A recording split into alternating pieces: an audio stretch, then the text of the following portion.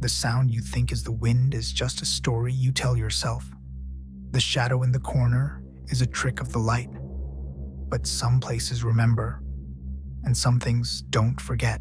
You're about to hear stories that blur the line between memory and nightmare. Enter the world of true horror stories and subscribe, but only if you're really not afraid.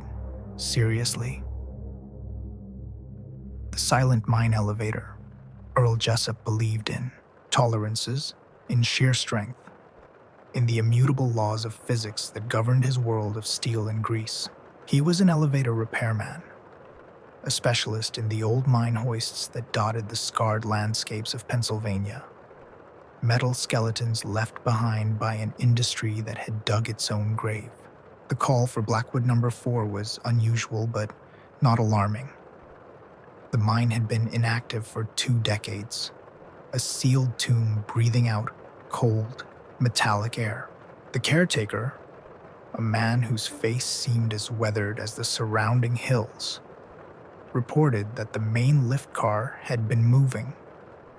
He swore he'd seen the massive braided steel cable slowly unspooling from the drum, then just as slowly winding back up. The problem, as Earl noted in his logbook, was that the main disconnect had been thrown and padlocked 6 months prior. There was no power to the motor, no electricity to turn the gigantic gears that could move the multi-ton cage. Earl had seen this before, or something like it. He explained to the nervous caretaker about counterweight settling, how massive temperature shifts could cause the immense blocks of iron to contract or expand, allowing a perfectly balanced car to drift a few feet, maybe even a full level if the conditions were just right. It was a textbook explanation, one that soothed the man but didn't quite settle the unease in Earl's own gut. He pulled on his hard hat and walked into the hoist house, the air thick with the smell of old oil and dead silence. The machinery was colossal, a monument to a forgotten age of brute force. The drum, wider than his truck, held the coiled serpent of the main cable. He checked the disconnect himself. The heavy iron handle locked firmly in the off position. The logbook on the dusty desk confirmed the caretaker's story, with shaky entries detailing the car's movement between level 1 and level 3, a distance of over 200 feet. This wasn't drift. This was a full, powered run. Curiosity now overriding his by-the-book caution, Earl decided the only way to inspect the shaft guides for fouling or damage was to go down himself. He unlocked the disconnect, threw the switch, and the hoist house filled with the deafening groan of ancient machinery waking from a long slumber. The immense electric motor whined, protesting the sudden demand. Outside, the cage, a skeletal box of riveted steel hanging over the abyss, shuddered. He walked onto the platform, the metal floor ringing under his boots. He secured the gate, then engaged the motor. The descent was a familiar sensation, a controlled fall into the earth's cold embrace. The world vanished above, replaced by a column of absolute pressing darkness, broken only by the beam of his helmet lamp. The air grew colder, heavy with the scent of damp rock and something else, something vaguely like ozone, the smell of a lightning strike deep underground. He passed level 1, then 2, the numbers painted in faded white on the dripping rock walls. At level 3, he stopped the car and stepped out onto the narrow concrete ledge. The silence down here was different. It wasn't just the absence of noise. It was a presence, a heavy blanket that absorbed sound. He could feel a low vibration through the soles of his boots, not from the machinery above, but from the rock itself. He ran his light along the steel guides, their surfaces slick with moisture, but otherwise perfectly clear. There was no obstruction, nothing that could cause the car to move on its own. He keyed his radio, intending to report his findings to the surface. Static hissed back, sharp and angry. The lights on his helmet flickered, the beam dimming to a dull orange before returning to its full brightness. A cold dread, unfamiliar and unwelcome, began to seep into him. He stepped back into the cage and threw the lever to ascend. Nothing happened. The motor above remained silent. The cable hung limp and motionless. He tried again. The controls were dead. The silence pressed in, now accompanied by the rhythmic drip, drip, drip of water from the rock ceiling, each drop echoing like a hammer blow in the oppressive quiet. It was then that he felt it again. The vibration through the floor, stronger this time. It was accompanied by a low, grinding sound that seemed to come from the flooded darkness of the shaft far below.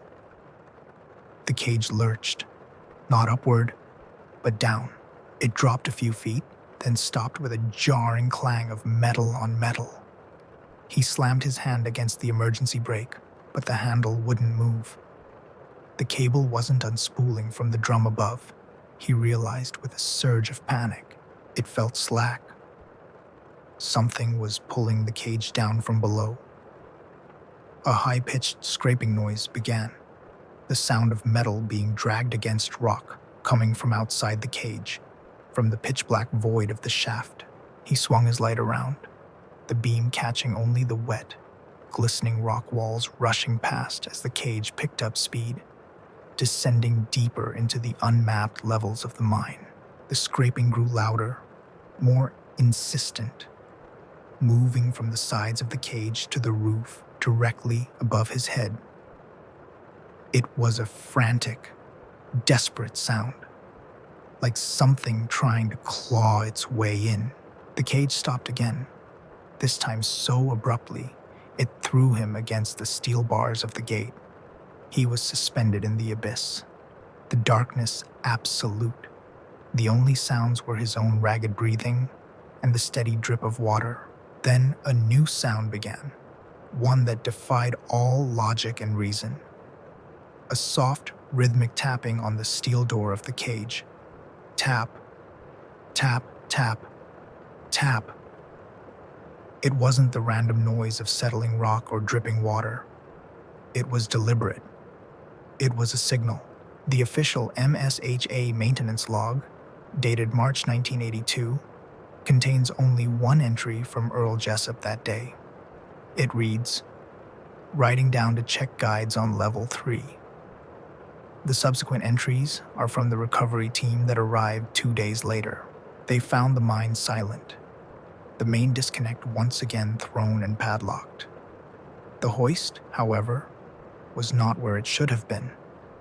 The massive steel cage was sitting at the surface, its gate slightly ajar, swaying gently in the cold wind. It was completely empty. The search party's report notes that Earl's toolbox was found sitting in the exact center of the lift's platform, its contents undisturbed. Next to it was his thermos of coffee, still half full. A tube of bearing grease had been set beside it, a small amount squeezed from the tip. The foreman noted that the grease was still soft and warm to the touch, as if it had been handled only moments before. The official inquiry concluded that Earl Jessup had tragically fallen into the flooded lower sumps of the mine, his body likely lost forever in the labyrinthine tunnels. They could offer no explanation for how the lift car returned to the surface without power. But the most disturbing finding was omitted from the public report. During the inspection of the hoist mechanism, engineers discovered that the multi-ton iron counterweight had been completely severed from its cable. It wasn't a clean snap from strain or fatigue. The braided steel, as thick as a man's arm, had been torn and twisted apart. The metal fibers splayed out like frayed rope, subjected to a force far beyond any normal operational stress. They said it looked like it had been wrung out by a giant, impossible hand. And for years after, workers at the reclamation site would whisper about the sounds they heard on still nights, carried up from the sealed shaft on the cold air, a faint, rhythmic tapping from deep within the earth. The Ridgeway Bridge. For David Ingram, a county road engineer in western North Carolina, bridges were living things. They breathed with the temperature, groaned under load, and spoke a language of stress and strain that he understood better than he understood most people. The Ridgeway Bridge was his problem child, a simple steel truss bridge spanning a deep, wooded gorge. It had been closed to traffic for over a year due to structural concerns. Yet, its sensors kept telling him stories. The weigh-in-motion system, a series of sensitive plates embedded in the asphalt, was designed to log the weight of any vehicle crossing. For the past 3 weeks, it had been registering an event almost every night, always between 2 and 3 in the morning. The readings were consistent. A single, heavy vehicle, approximately 80,000 pounds, the maximum legal load for a semi-trailer truck. David's initial diagnosis was simple, a classic case of technological gremlins. He wrote in his report that temperature shifts in the mountains could cause the sensitive electronics to malfunction, creating phantom readings. It was a logical, professional explanation. The locked gates at both ends of the bridge, chained and placarded with "bridge closed" signs, supported his theory. No one could get on the bridge, so the sensors had to be wrong. Still, the consistency of the readings bothered him. He decided to pull the footage from the single security camera mounted on a pole at the south entrance. The camera was old, low resolution, its infrared view painting the world in ghostly shades of gray and white. He fast-forwarded the recording to 2:17 a.m., the time of the previous night's event. At first, there was nothing but the gentle sway of pine trees in the wind. Then, 2 points of brilliant white light appeared at the far end of the bridge, piercing the darkness. Headlights. They were unmistakable. The camera showed them moving steadily across the bridge, from north to south, their beams cutting through the gloom. David leaned closer to the monitor, his heart beginning to beat a little faster. He watched the lights progress, expecting them to reach the south side, to illuminate the gate, to reveal the truck that was brazenly ignoring the closure. But they never did. The headlights reached the exact midpoint of the bridge, and then, in an instant, they simply vanished. They didn't drive off, they didn't turn around, they just ceased to exist. The bridge was empty again, silent under the indifferent gaze of the camera. The weigh-in-motion system, however, had logged a full transit, 80,000 pounds from the north approach to the south. David drove out to the bridge the next morning, the mountain air crisp and cold. The gates were still securely locked, the chains rusted and untouched. There were no fresh tracks in the gravel approach, no sign that any vehicle had been there for months.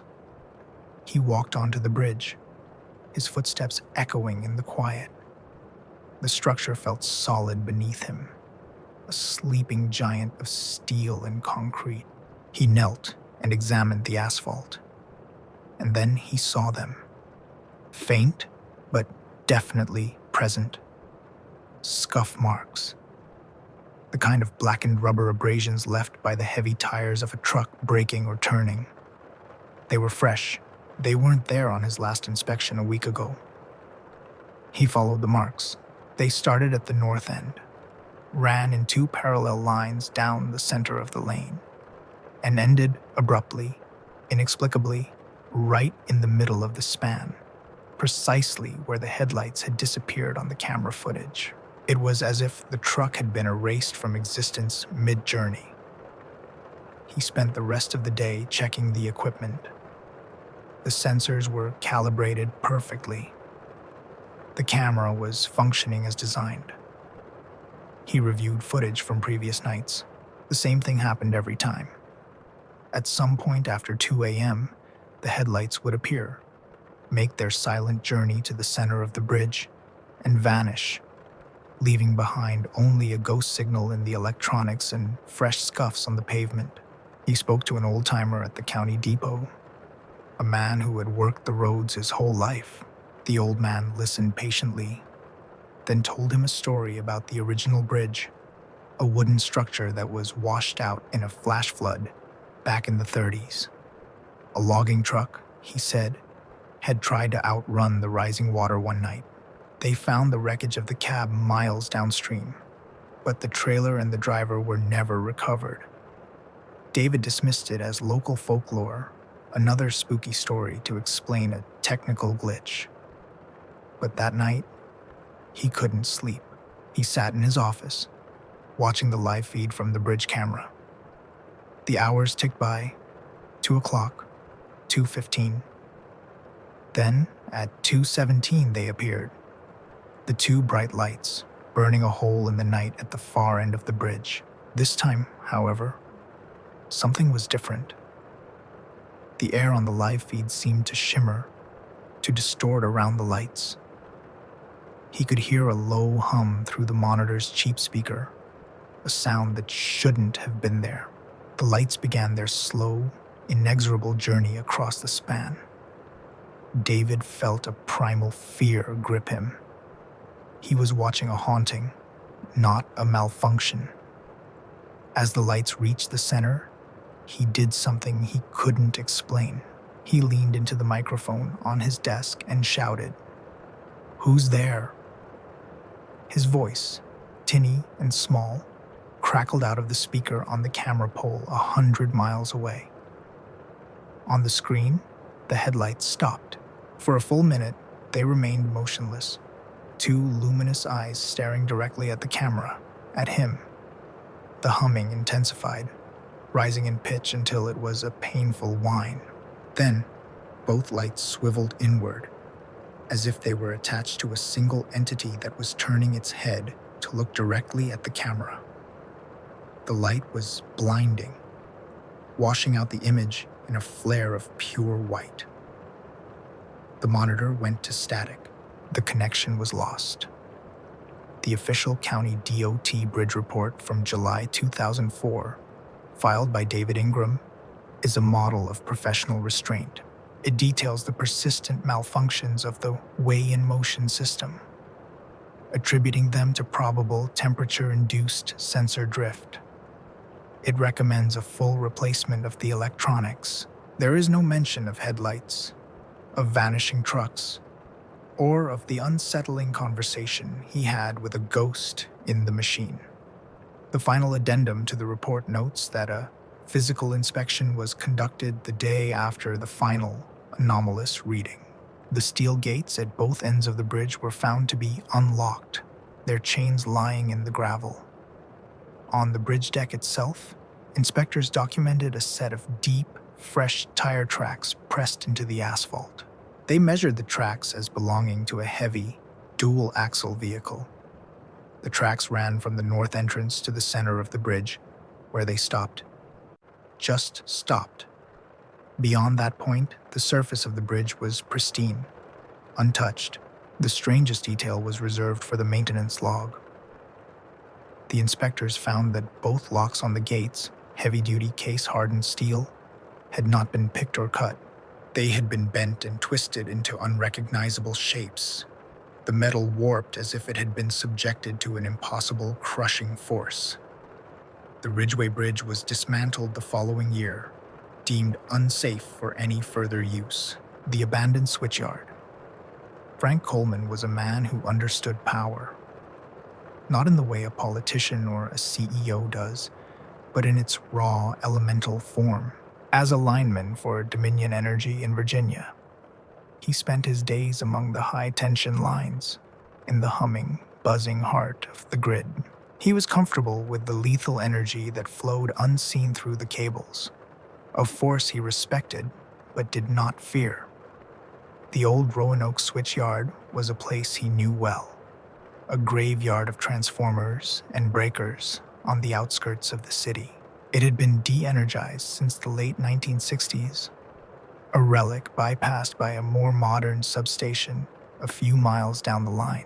His job that August was routine, a simple asset verification, walking the yard and confirming that the serial numbers on the old equipment matched the company's inventory.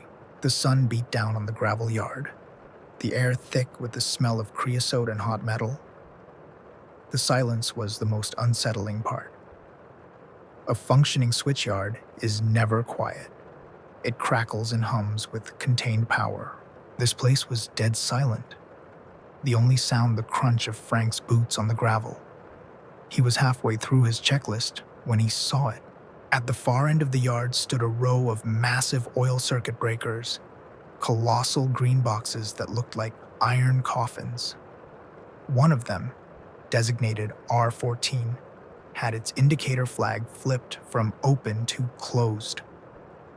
Frank froze. This was impossible. These breakers were manually operated by a heavy, spring-loaded handle. It took a significant amount of force to close one. And more importantly, there was no power to close it into. The entire yard was isolated from the grid, the main lines physically cut decades ago.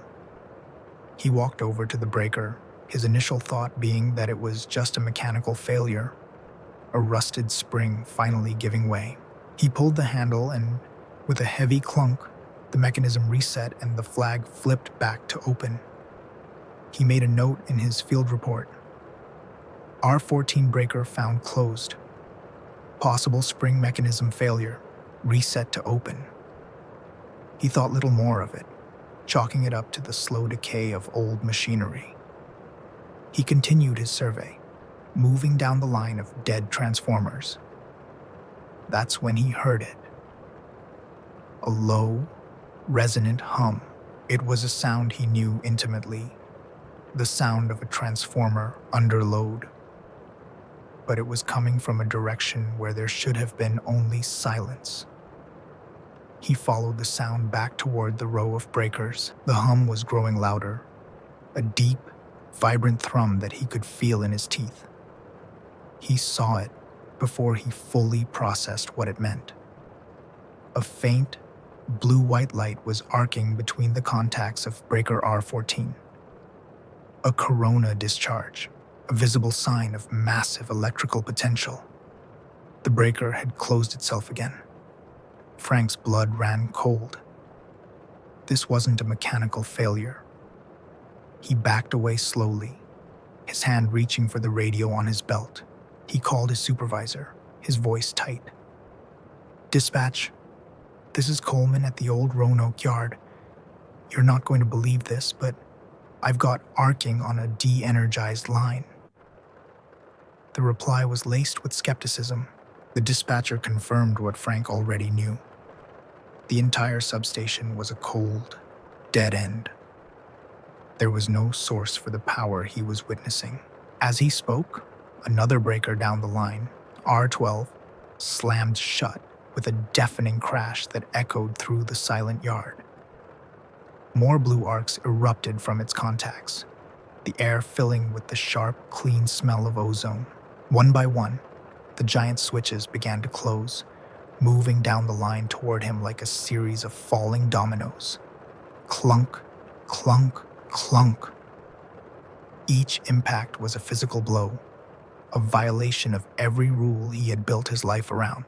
He was witnessing a dead system resurrect itself. He scrambled backward, tripping on a loose conduit. The humming was a roar now, the air vibrating with an unseen energy.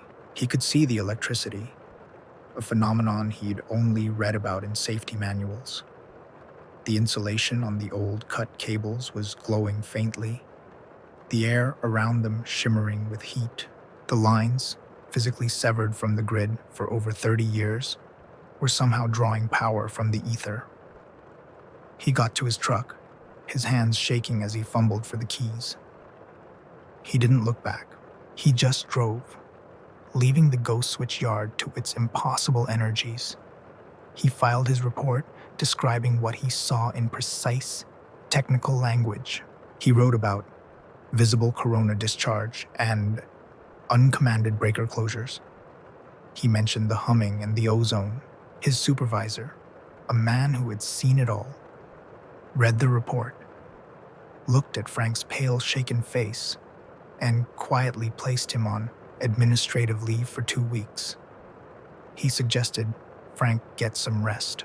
The official explanation, logged in the Dominion Energy Field Report from August 1999, was induced current. The theory was that the powerful new transmission lines running parallel to the old switch yard were inducing a sympathetic voltage in the derelict equipment, creating a phantom surge that could, under the right atmospheric conditions, be strong enough to close the old breakers. It was a plausible, if highly improbable, scientific explanation.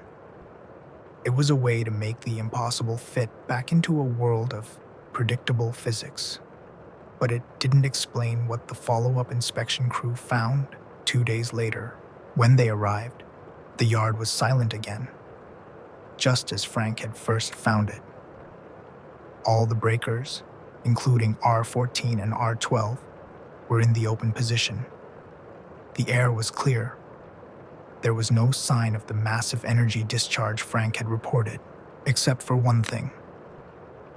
The heavy steel handles used to manually operate the breakers, handles that required 100 pounds of force to move, had all been welded into the open position. The welds were fresh, the metal still showing the telltale discoloration of recent, intense heat. Someone, or something, had made sure those switches could never be closed again. The source of the heat, the power for the welding in a place with no electricity, was never determined. The restored mill race. As a historical preservationist in Kentucky, Sarah Jenkins worked with the ghosts of industry. Her job was to stabilize and interpret the ruins of the past, the silent mills and abandoned furnaces that dotted the rolling hills. The Black Creek Grist Mill was her latest project, a beautiful stone structure built in the 1840s. Its massive water wheel had been motionless for the better part of a century. Its stone mill race, the channel that directed water to the wheel, long since choked with weeds and dry soil. Part of her job was to clear this channel, to restore the original lines of the site. It was slow, painstaking work with shovels and wheelbarrows. One April morning, she arrived to find something impossible. Water, a steady, clear stream, was flowing through the newly cleared mill race. It wasn't a trickle from recent rain. It was a significant flow, gurgling and splashing against the old stones, as if the creek had been deliberately diverted back into its historic channel. Sarah was perplexed. She walked the length of the mill race back to its source at Black Creek.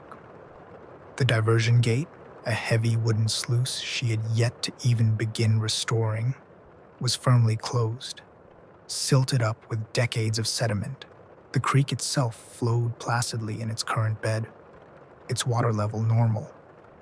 There was no logical source for the water now coursing through her restoration site. It was as if the water had simply willed itself into existence within the confines of the old channel. She stood by the great water wheel, watching the stream flow past its base. It wasn't enough water to turn the massive wooden structure, but it was enough to make the air feel different, cooler, charged with a strange energy.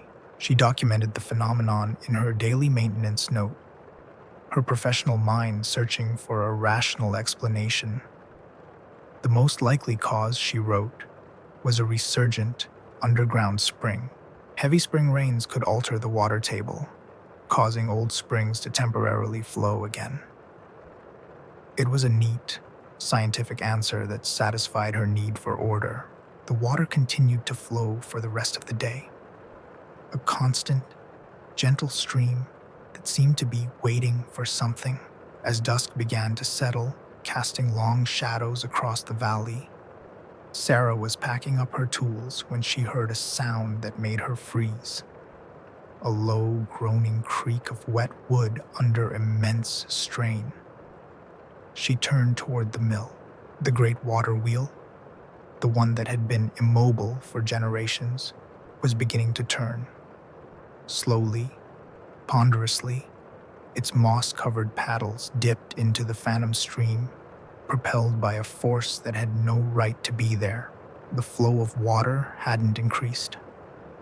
It was the same gentle stream as before, nowhere near powerful enough to move the tons of waterlogged timber. Yet, the wheel turned. It picked up speed, its creaks and groans becoming a steady, rhythmic complaint. It turned with the purpose and power of a mill in full operation, throwing arcs of sparkling water into the fading light. Sarah stood transfixed, a cold knot of fear tightening in her stomach. This wasn't a spring. This was something else. She could feel a vibration through the ground, the deep, resonant thrum of the massive grinding stones inside the mill turning against each other. Stones that should have been separated by inches of air. The mill was working. It was grinding nothing, powered by nothing, but it was alive. She backed away, her scientific curiosity completely overwhelmed by a primal urge to flee. The sound of the turning wheel and the grinding stones filled the small valley, a phantom echo of a long-dead industry. She got in her truck and drove away, not stopping until the impossible sound had faded behind her. She didn't come back for 2 days. When she finally did, her heart pounding, the mill was silent again. The mill race was bone dry, the mud at the bottom already beginning to crack in the sun. The water wheel was motionless, a single drop of water clinging to its lowest paddle before falling with a soft tick onto the dry stones below. There was no sign of the event, no evidence that anything out of the ordinary had occurred. It was as if she had dreamed it. But when she cautiously entered the mill building, the air was thick with a fine, pale dust that coated every surface. It smelled faintly of grain and damp earth. On the floor, near the base of the massive granite millstones, she found a small, neat pile of what looked like coarse flour. She knew it was impossible. The grain hopper was empty. The stones were clean. There was nothing to grind. She scooped a small amount into a sample bag, her hands trembling. The Historical Society maintenance note from April 2015 officially logs the event as a brief and unexplained surge from a suspected subterranean spring. It makes no mention of the water wheel turning or the grinding stones, but attached to the back of the report is a lab analysis of the dust sample Sarah collected. The analysis was inconclusive. The substance was organic, primarily composed of cellulose and trace minerals. But the lab technicians noted something strange. The cellular structure of the material was not consistent with any known grain, like corn or wheat. In fact, they couldn't match it to any known plant species at all. The final line of the lab report was a single, chilling question. It read, "Sample appears to be composed of finely ground bone." The vanished ferry. Robert McMillan knew the Ohio River. He'd spent 30 years as a river pilot, navigating its currents, its fog, and its traffic near Huntington, West Virginia.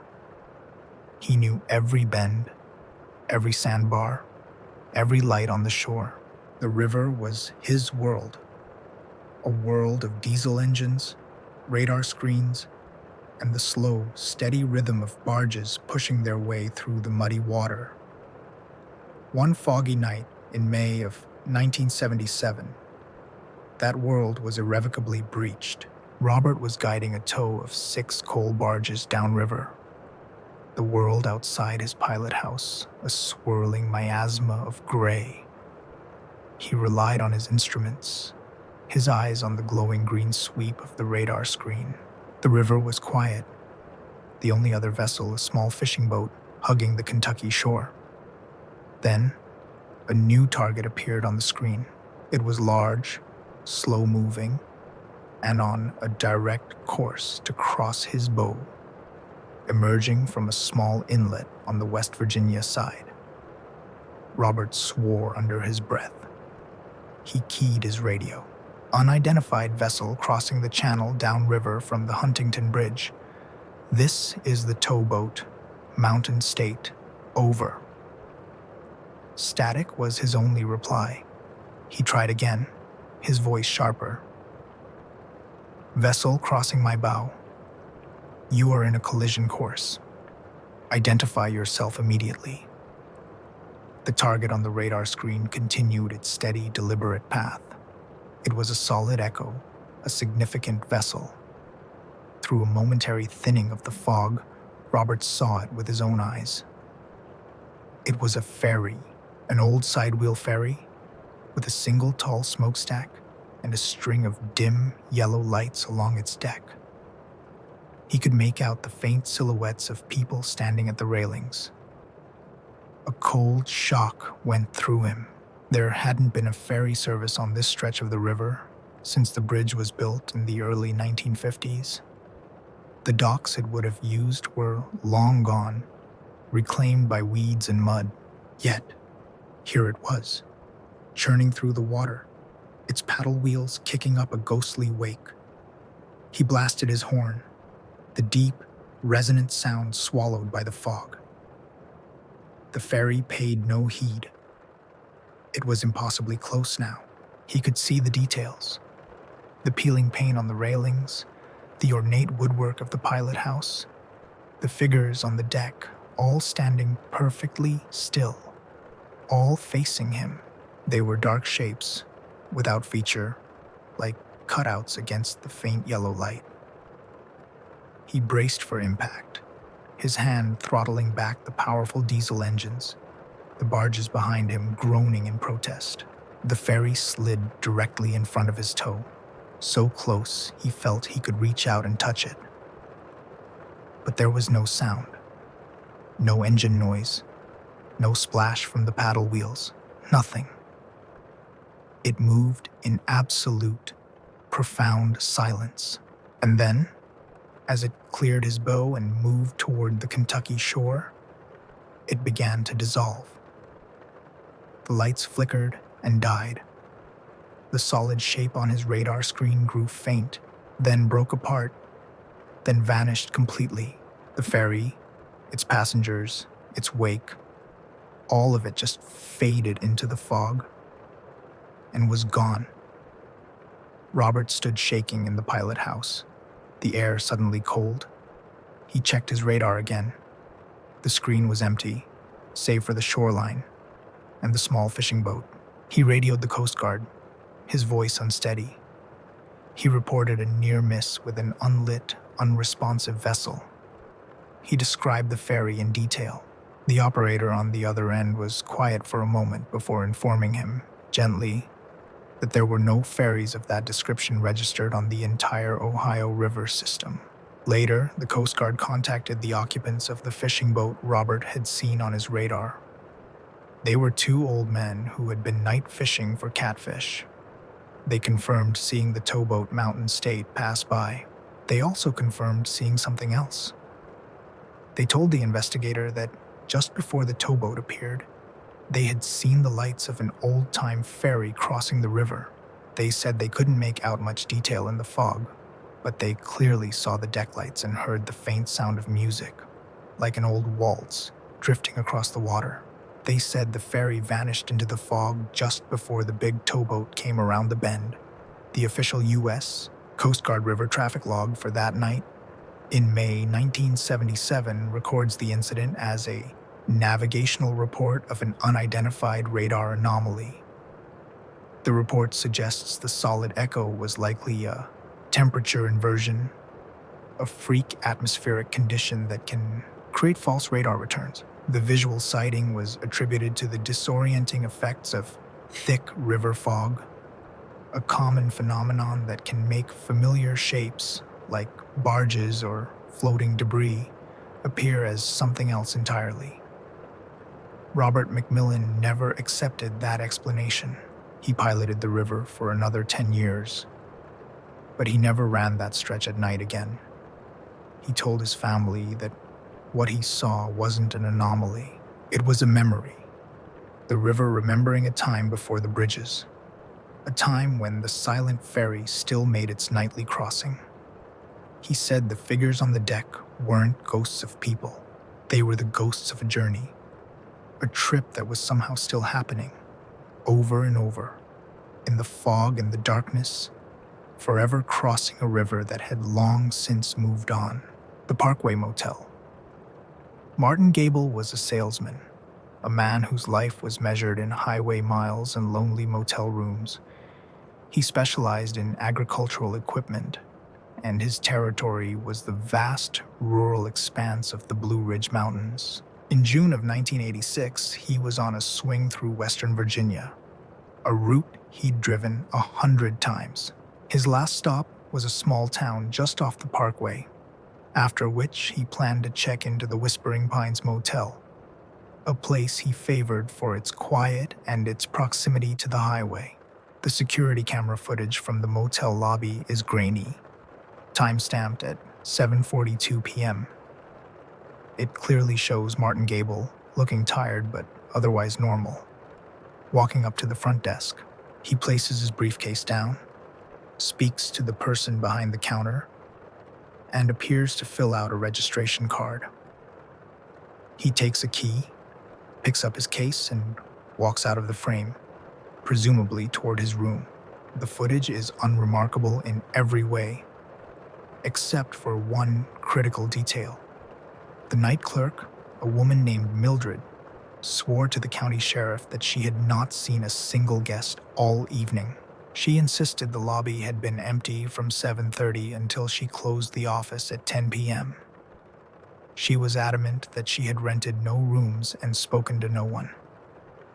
Her denial was the first crack in what would become a deeply unsettling mystery. Martin Gable's car, a beige Ford sedan, remained in the motel parking lot for 3 days. His company, concerned when he missed his check-in calls, contacted the authorities. The sheriff's deputy who arrived at the Whispering Pines found the car locked, Martin's suitcase and sample kits still in the back seat. The motel's registration ledger was the next piece of the puzzle. The deputy asked to see the book for the night Martin was supposed to have checked in.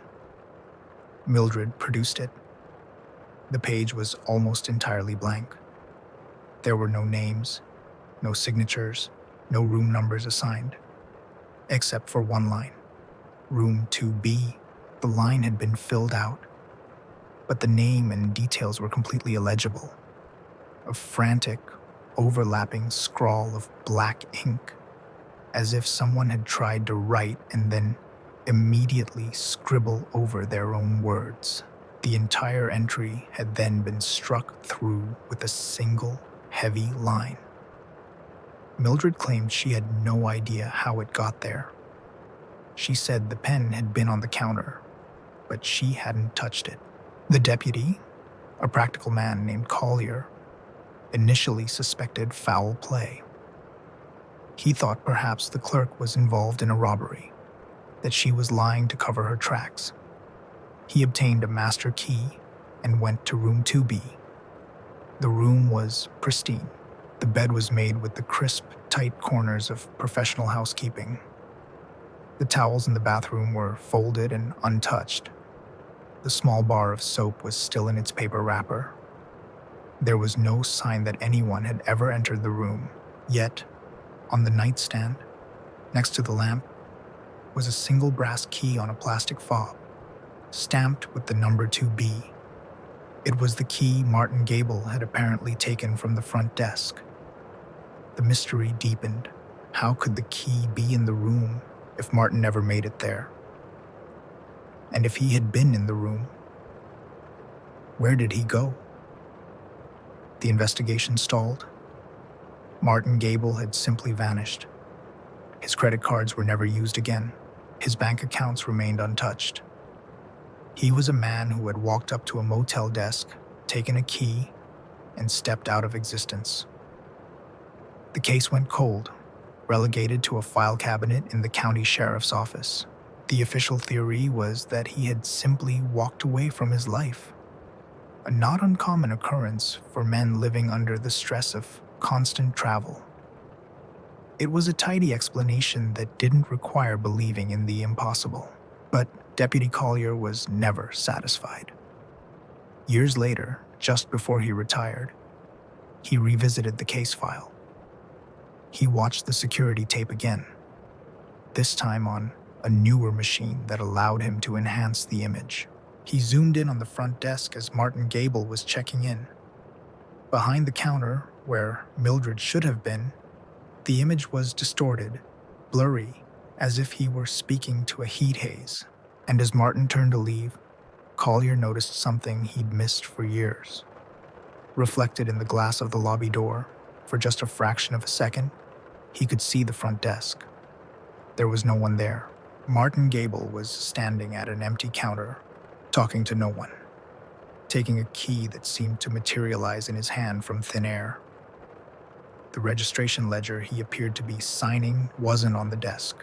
The final, chilling detail is found in a small, easily overlooked note in the margin of the county sheriff's case file. It was written by Collier himself. It mentions a follow-up conversation he had with the motel's owner.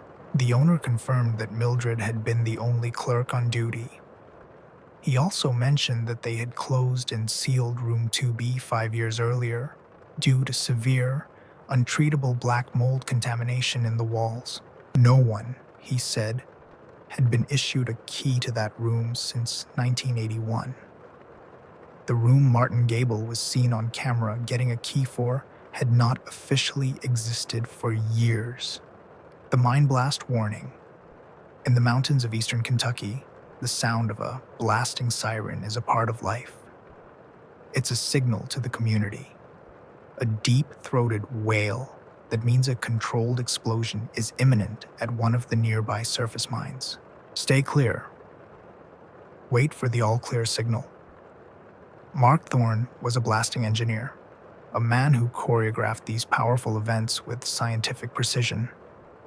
His job was a delicate dance of ammonium nitrate, detonators, and timing. Safety was his religion. On a clear September morning in 2008, he was preparing for a routine shot to remove overburden from a new coal seam. The blast was scheduled for 10 a.m. sharp. All protocols were followed. The area was cleared, roadblocks were in place, and the community had been notified. At 9:20 a.m., 40 minutes ahead of schedule, the siren began to sound. Its piercing, rising, and falling cry echoed through the valleys. Mark heard it from the command trailer and his blood ran cold. He hadn't triggered it. He grabbed his radio, his thumb pressing the transmit button. "Control, this is Thorne. We have an unauthorized siren activation. Who set it off?" The response from his crew chief was immediate and laced with confusion. No one had touched the controls. The activation panel was locked, and Mark had the only key. The siren, a powerful electronic horn mounted on a tower overlooking the valley, was wailing on its own. As per protocol, the local residents began to evacuate, moving to designated safe zones, just as they had been trained to do. The sound was a command that you did not ignore. Mark and his team scrambled, assuming a catastrophic malfunction, a possible premature detonation. He ran to the blast site, his heart pounding in his chest. The charges were stable. The detonator wires were cold. There was no danger. But the siren continued its relentless, ear-splitting shriek for a full 5 minutes, the standard duration for a warning, before falling silent. The silence that followed was heavy, filled with an unspoken dread. The blast had not occurred, but the warning had been given. A profound sense of wrongness settled over the entire crew. What had they been warned about? After a tense hour of checks and rechecks, Mark made the call to cancel the day's blast. Something was deeply, fundamentally wrong, and he wasn't willing to risk his crew's lives. The investigation began immediately. The siren's control panel showed no record of an activation signal. The electronics were tested and found to be in perfect working order. The most logical explanation was a remote trigger malfunction, a stray radio frequency from a passing truck or aircraft that had somehow mimicked the activation code. It was a 1 in a million chance, but it was a rational explanation, and it was the one that was officially logged. But that explanation began to crumble when Mark went to disarm the charges. To do this, he first had to retrieve the electronic detonators, small, highly controlled devices that were stored in a separate, heavily secured magazine bunker a quarter-mile from the blast site. He unlocked the thick steel door of the bunker, a place subject to stringent federal regulations. He opened the case where the detonators were kept. It was empty. All 12 of them were gone. Panic set in. Missing detonators were not a malfunction. They were a federal crime. A full-scale search was launched, involving state police and agents from the Bureau of Alcohol, Tobacco, and Firearms. They searched the entire mine site, the surrounding hills, every vehicle. Nothing. The detonators had vanished. The strangest part was that the magazine bunker showed no signs of forced entry. The lock, a high-security device, was undamaged. The inventory logs, signed by Mark himself that morning, showed the detonators had been securely stored inside. They had disappeared from a locked room within a locked bunker. The official MSHA safety incident note, filed in September 2008, is a document of carefully chosen words. It records the unexplained siren activation and the unaccounted for detonating devices. It speculates that the missing detonators were the result of a clerical error or theft, despite the lack of evidence for either. It was a way of containing a mystery that defied easy answers. But the miners who worked that ridge knew the stories. They talked in hushed tones about the old graveyard that had been bulldozed to make way for the mine expansion years before. They said the mountain didn't like being disturbed. They believed the siren hadn't been a malfunction. It had been a warning from the land itself. The final chilling piece of the story comes from Mark Thorne himself, something he never included in any official report. The night after the incident, unable to sleep, he drove back to the silent, moonlit mine site. He walked to the edge of the pit, looking down at the place where he had planned to detonate the charges. In the soft earth near the edge, he saw a series of indentations. They were small, neat, and arranged in a perfect line, leading from the blast site back towards the oldest, most undisturbed part of the forest. They were the distinct, unmistakable tracks of bare human feet. There were 12 sets of tracks, each walking away from the explosives he had so carefully placed, as if 12 unseen figures had emerged from the earth, taken the detonators, and simply walked back into the mountain. The flood control tunnel. James Atherton was a hydrologist with the Army Corps of Engineers, a man who thought in terms of cubic feet per second and watershed dynamics. His domain was the network of massive flood control tunnels that ran beneath the mountains of West Virginia, a hidden river system designed to protect the valleys from catastrophic deluges. In the cold, dry February of 1994, the system was reporting an impossibility. The flow meters at the outflow of the Elk River Tunnel, a concrete artery 3 miles long and 20 feet wide, were registering a massive surge discharge for a period of nearly an hour. The sensors indicated that millions of gallons of water had been flushed through the tunnel, a volume consistent with the opening of the upstream reservoir gates. The problem was, there had been no rain for weeks.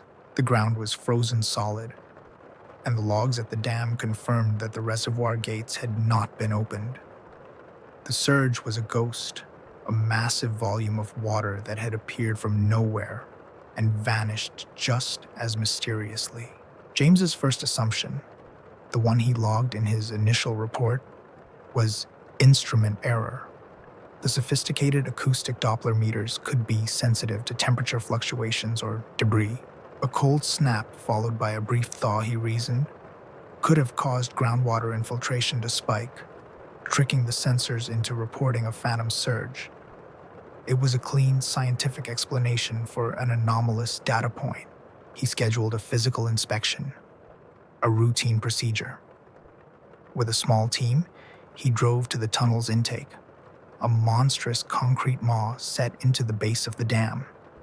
Inside, the tunnel was a cathedral of darkness and echoing sound. Their powerful flashlights cut through the gloom, revealing the immense, curving walls of the concrete tube. The air was cold and damp, but what struck James immediately was the state of the walls. They were dripping, slick with a film of fresh water from the ceiling to the floor.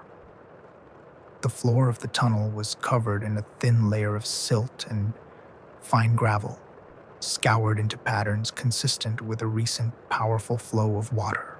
It looked exactly as it should after a major discharge. The evidence was irrefutable. A massive amount of water had recently passed through here.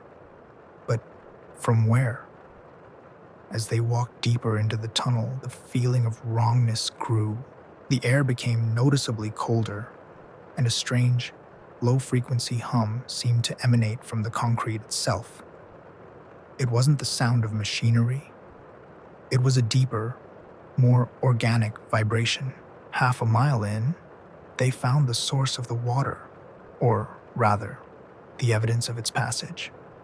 A series of smaller side tunnels, drainage culverts from the mountain above, joined the main tunnel. From the mouth of one of these culverts, a dark, viscous liquid was slowly seeping out, pooling on the tunnel floor. It wasn't water. It was thick, black, and had a faint coppery smell, like old blood. James knelt and shone his light on it. Mixed in with the dark fluid were small organic fragments, bits of leaf litter, soil, and something else. Small, splintered white shards that looked disturbingly like bone. The team's geologist took a sample, his face grim. He said it looked like bog water, water that had been sitting stagnant in an oxygen-deprived environment for a very, very long time. An underground lake, perhaps, that had somehow breached into the drainage system. But no such geological feature was marked on any of their maps of the mountain. They continued their inspection, the black ooze from the culvert serving as a grim punctuation mark in the long, dark passage. They reached the halfway point, a section that ran directly beneath the oldest, most remote cemetery in the county, a place called Restful Knoll. It was here that the humming was loudest, a palpable pressure in the air. One of the younger engineers, a man named Ricky, suddenly stopped, his flashlight beam fixed on the curved ceiling of the tunnel. "Did you see that?" he whispered, his voice trembling. James followed his light. He saw nothing but damp concrete. "See what, son?" Ricky was pale. "I saw a face in the concrete, just for a second. It looked like it was pushing out from the other side." James dismissed it as a trick of the light, the power of suggestion in a creepy place. But for the rest of the walk, he couldn't shake the feeling that they were being watched, not from the ends of the tunnel, but from the solid rock and concrete that surrounded them.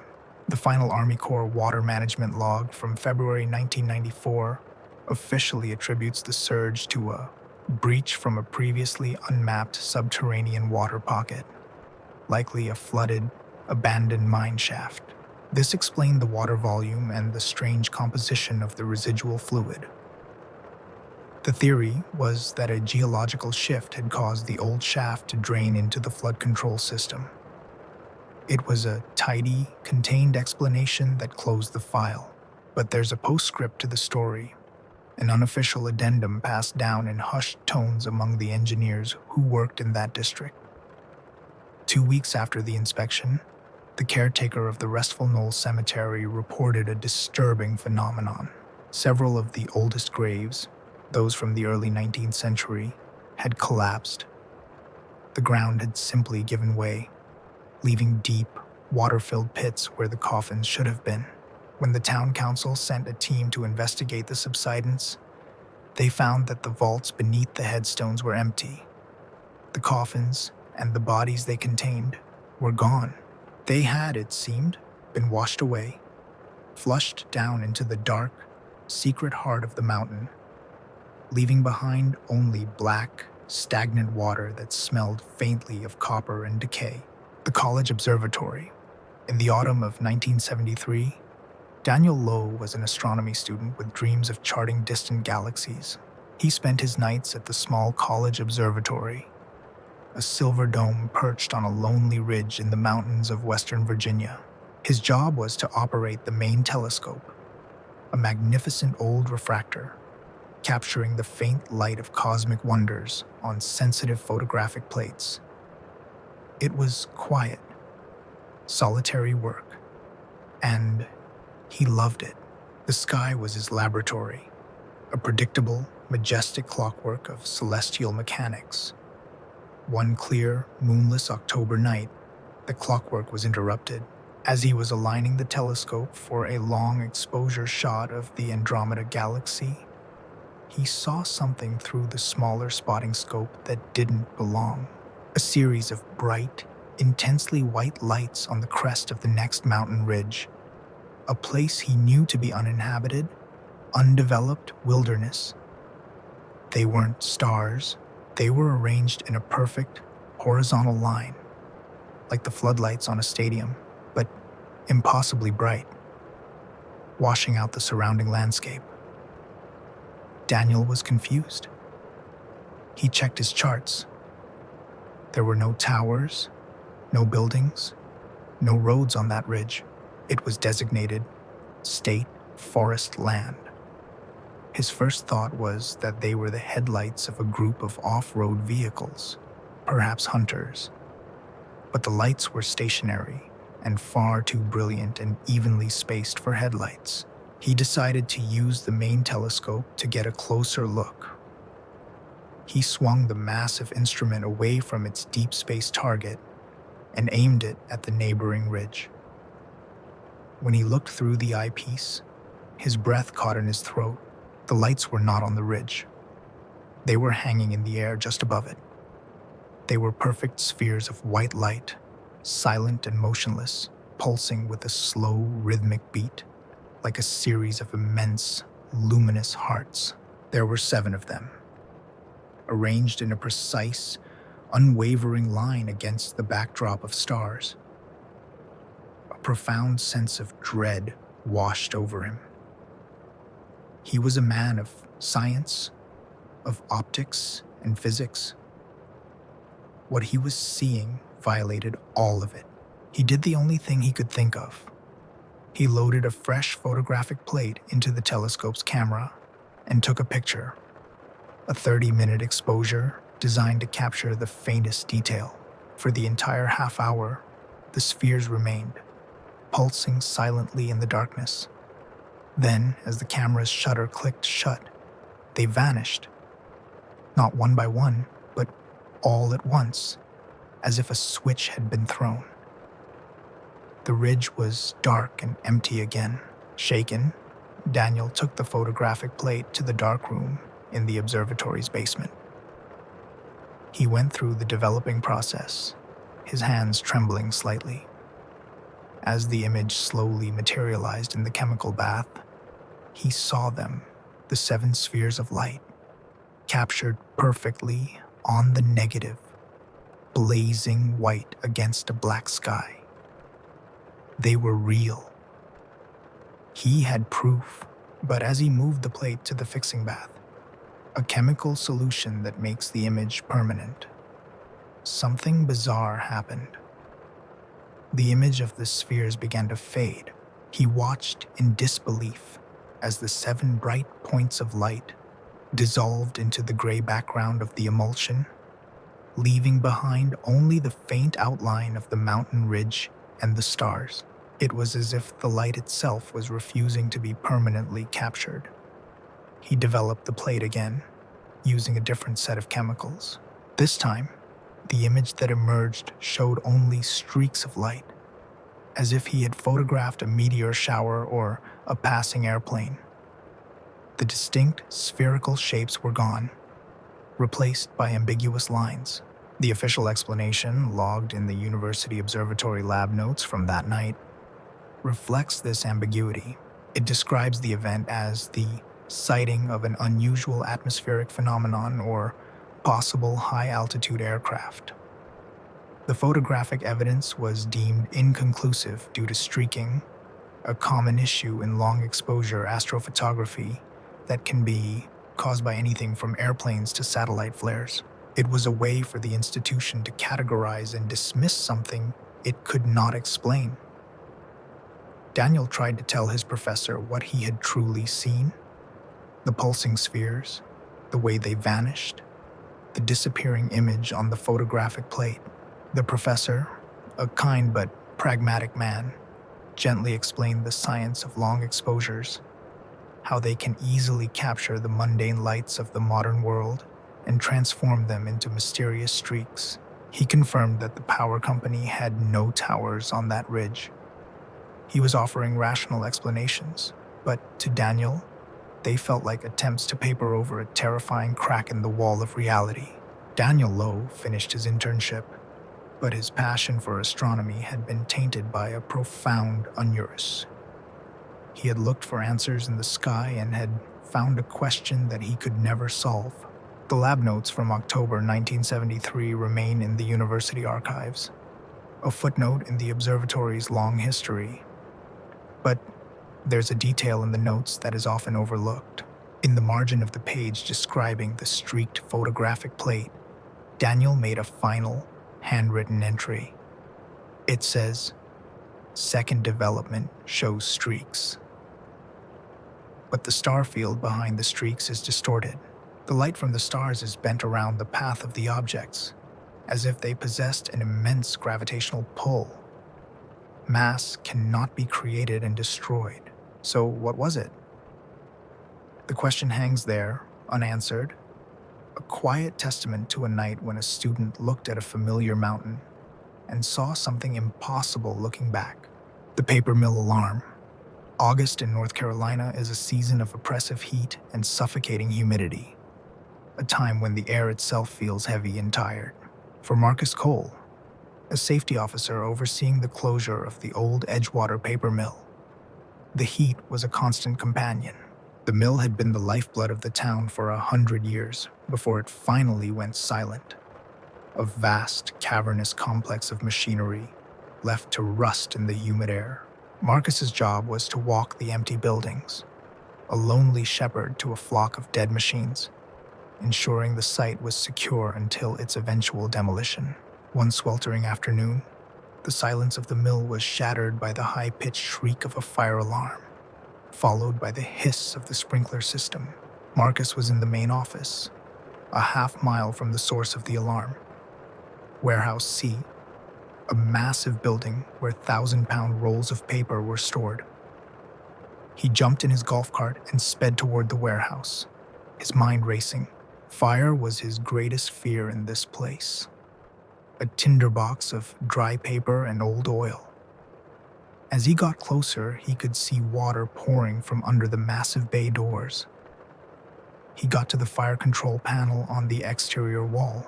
It showed an active alarm in Zone 7, the central section of the warehouse. But the panel itself was dead. The lights were off, the screen blank. There was no power to it, which was correct, as the entire system was supposed to be decommissioned. Yet, the sprinklers inside were clearly running. He fumbled with the keys to the main door and stepped inside. The air was a thick, wet fog of atomized water. The concrete floor was flooded. The massive paper rolls, stacked 3 high, were being drenched, their outer layers turning to a soft, pulpy mush. The water was raining down from dozens of sprinkler heads in the ceiling. He ran back outside to the main water valve for the fire suppression system. He grabbed the large iron wheel and began to turn it, fighting against decades of rust and pressure. With a final groaning protest, the valve closed, and the sound of rushing water from inside the warehouse slowly died down. Soaked and confused, Marcus went back to the control panel. He couldn't understand how the system had activated without power. He then noticed the water pressure gauges next to the panel. Both the mainline gauge and the system pressure gauge read 0. They had read 0 for weeks, ever since the system was drained. According to the gauges, there was no water in the pipes. It was a physical impossibility. He had just witnessed and stopped a deluge of water that, according to his instruments, did not exist. His official report was a masterpiece of careful wording. He logged the event as a spontaneous discharge of the fire suppression system, attributing it to a probable, catastrophic valve failure caused by rust and fluctuating temperatures. It was the only plausible explanation, even if it didn't account for the dead control panel or the 0 pressure readings. The company accepted his report. Machines, especially old ones, fail in unpredictable ways. A few days later, Marcus was doing his final walkthrough of Warehouse C before it was sealed off. The air was still damp, smelling of wet paper and decay. The giant rolls were sagging and deformed, ruined by the phantom flood. He was in the back corner of the building, in the area designated Zone 7, when he saw something on the floor. Lying in a shallow pool of grimy water were dozens of old, waterlogged photographs. They must have been tucked away inside one of the paper rolls and washed out by the sprinklers. He picked one up. It was a black and white photo of a group of mill workers from the 1930s, posing proudly in front of a machine. He picked up another. It was a picture of a young woman, her face grim, operating a dangerous-looking piece of equipment. He gathered a handful of them, intrigued by these glimpses into the mill's past. That night, in his small office, he laid the photos out to dry. As he looked at them more closely, a cold dread began to creep up his spine. In the background of one of the group photos, he saw a date stenciled on a piece of machinery. August 12th, 1934. He then noticed that in every single photograph, no matter the year or the location in the mill, the same young woman appeared. Sometimes she was in the foreground, sometimes a barely noticeable face in a crowd, but she was always there. Her expression always the same, a look of profound sadness and exhaustion. He did some research in the town's historical archives. On August 12th, 1934, there had been a terrible fire in the mill, a fire that started in the paper storage warehouse. Several workers were trapped. One of them, a young woman named Alara Vance, was never found. Her body was never recovered from the ashes. The official report on the mill closure records, dated August 2011, makes no mention of Marcus's discovery. The water damage was cleaned up, the warehouse was sealed, and the event was forgotten, dismissed as a mechanical ghost. But Marcus kept the photographs. He knew what he had seen. The fire suppression system hadn't malfunctioned. It had been activated deliberately.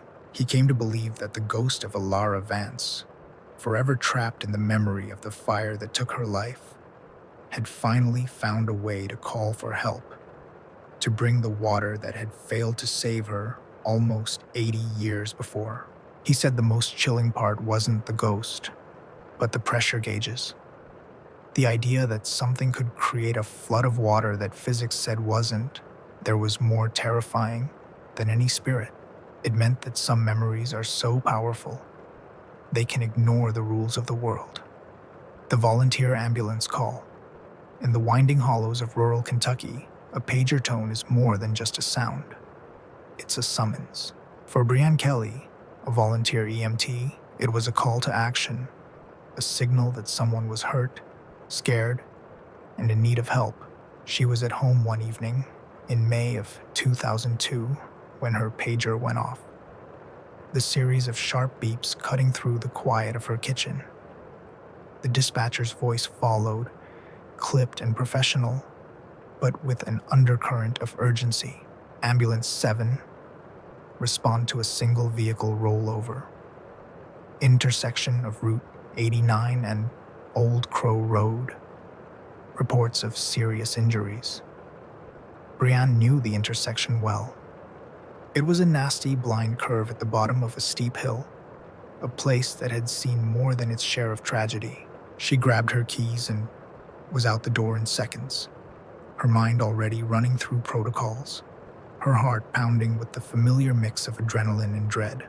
She arrived at the small volunteer fire station at the same time as her partner, a veteran paramedic named Dave.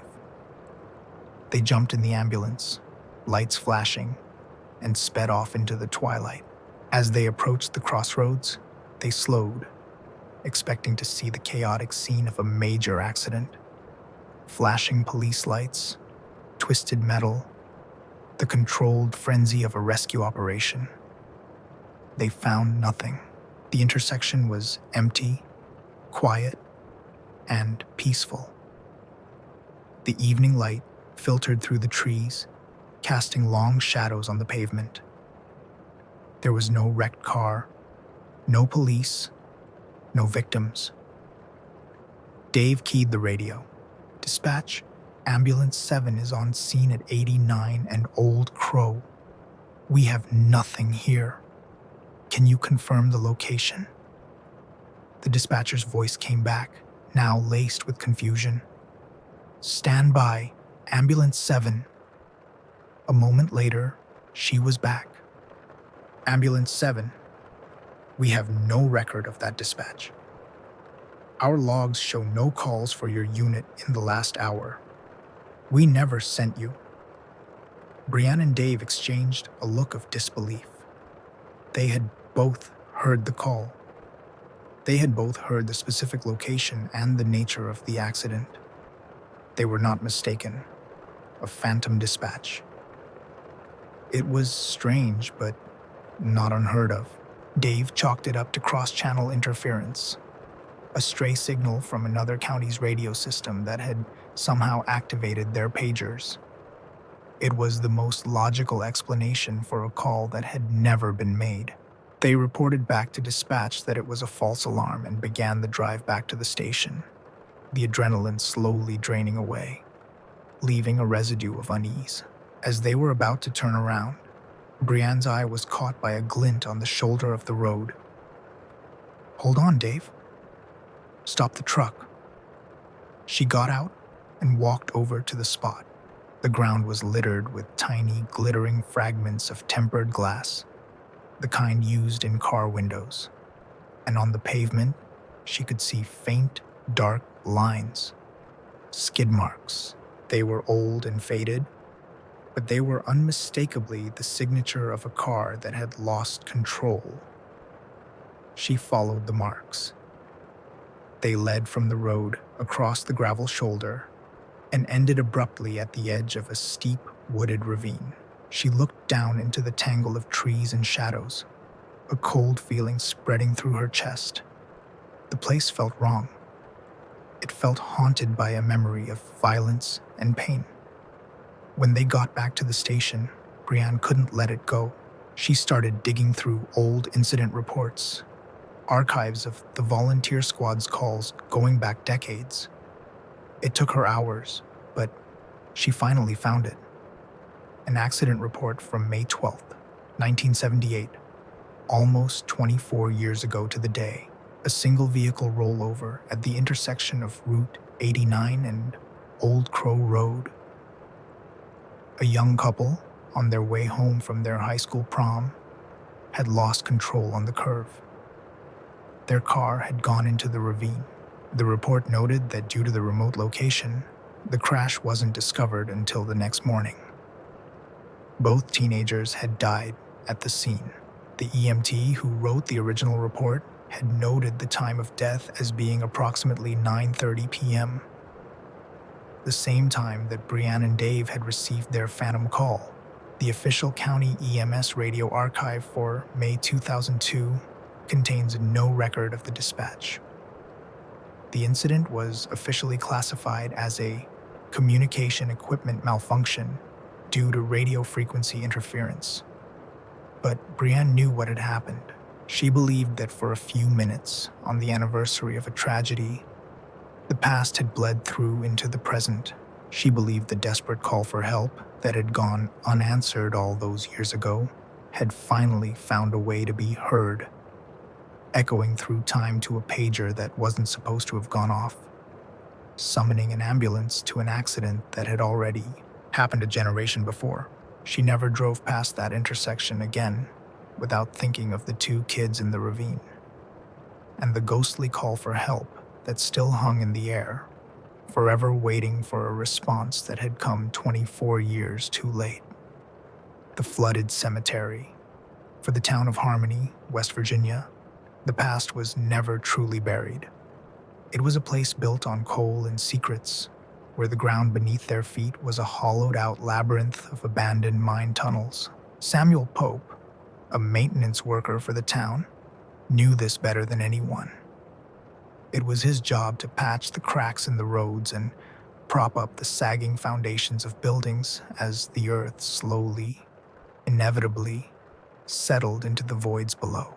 In July of 1989, after a week of torrential summer rains, he was sent to inspect the old Union Hill Cemetery for subsidence damage. The cemetery was on a steep hillside overlooking the town, its weathered headstones tilted at odd angles, like a congregation of stooped gray figures. As Samuel walked among the graves, he noticed something deeply disturbing. Several of the older stones, those in the most ancient part of the cemetery, were leaning dramatically, the soil around their bases washed away, creating muddy, water-filled pits. This was more than simple settling. It looked like the graves themselves had been hollowed out from beneath. He got his shovel and started to carefully dig around the base of one of the most affected headstones, belonging to a man named Silas Blackwood, who had died in 1888. The soil was loose and saturated. A few feet down, his shovel hit not the solid lid of a burial vault, but empty space. The ground gave way, and a section of the grave collapsed inward, revealing a dark, water-filled cavity below. Samuel peered into the hole, his flashlight beam cutting through the murky water. The concrete burial vault was there, but its lid had been shattered, and the coffin it should have contained was gone. There was only the black, still water, with no visible inlet or outlet. He checked another grave, and another. It was the same story. The vaults were breached, the coffins missing. It was as if something had reached up from the depths of the earth and pulled the dead down into the flooded darkness.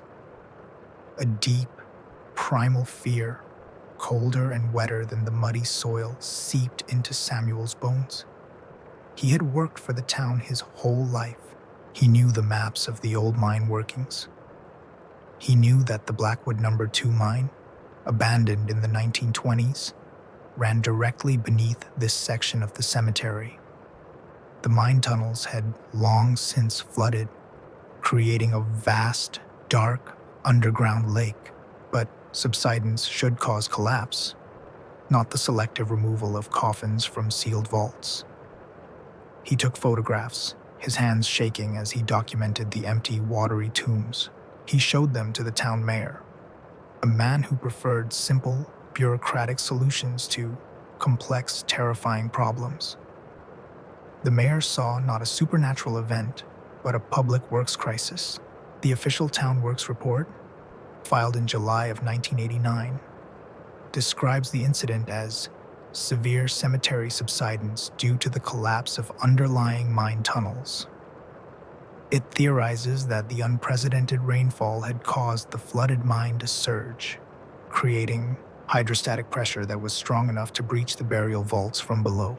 The missing coffins, the report concluded, were likely washed away into the labyrinthine mine workings, lost forever in the subterranean darkness.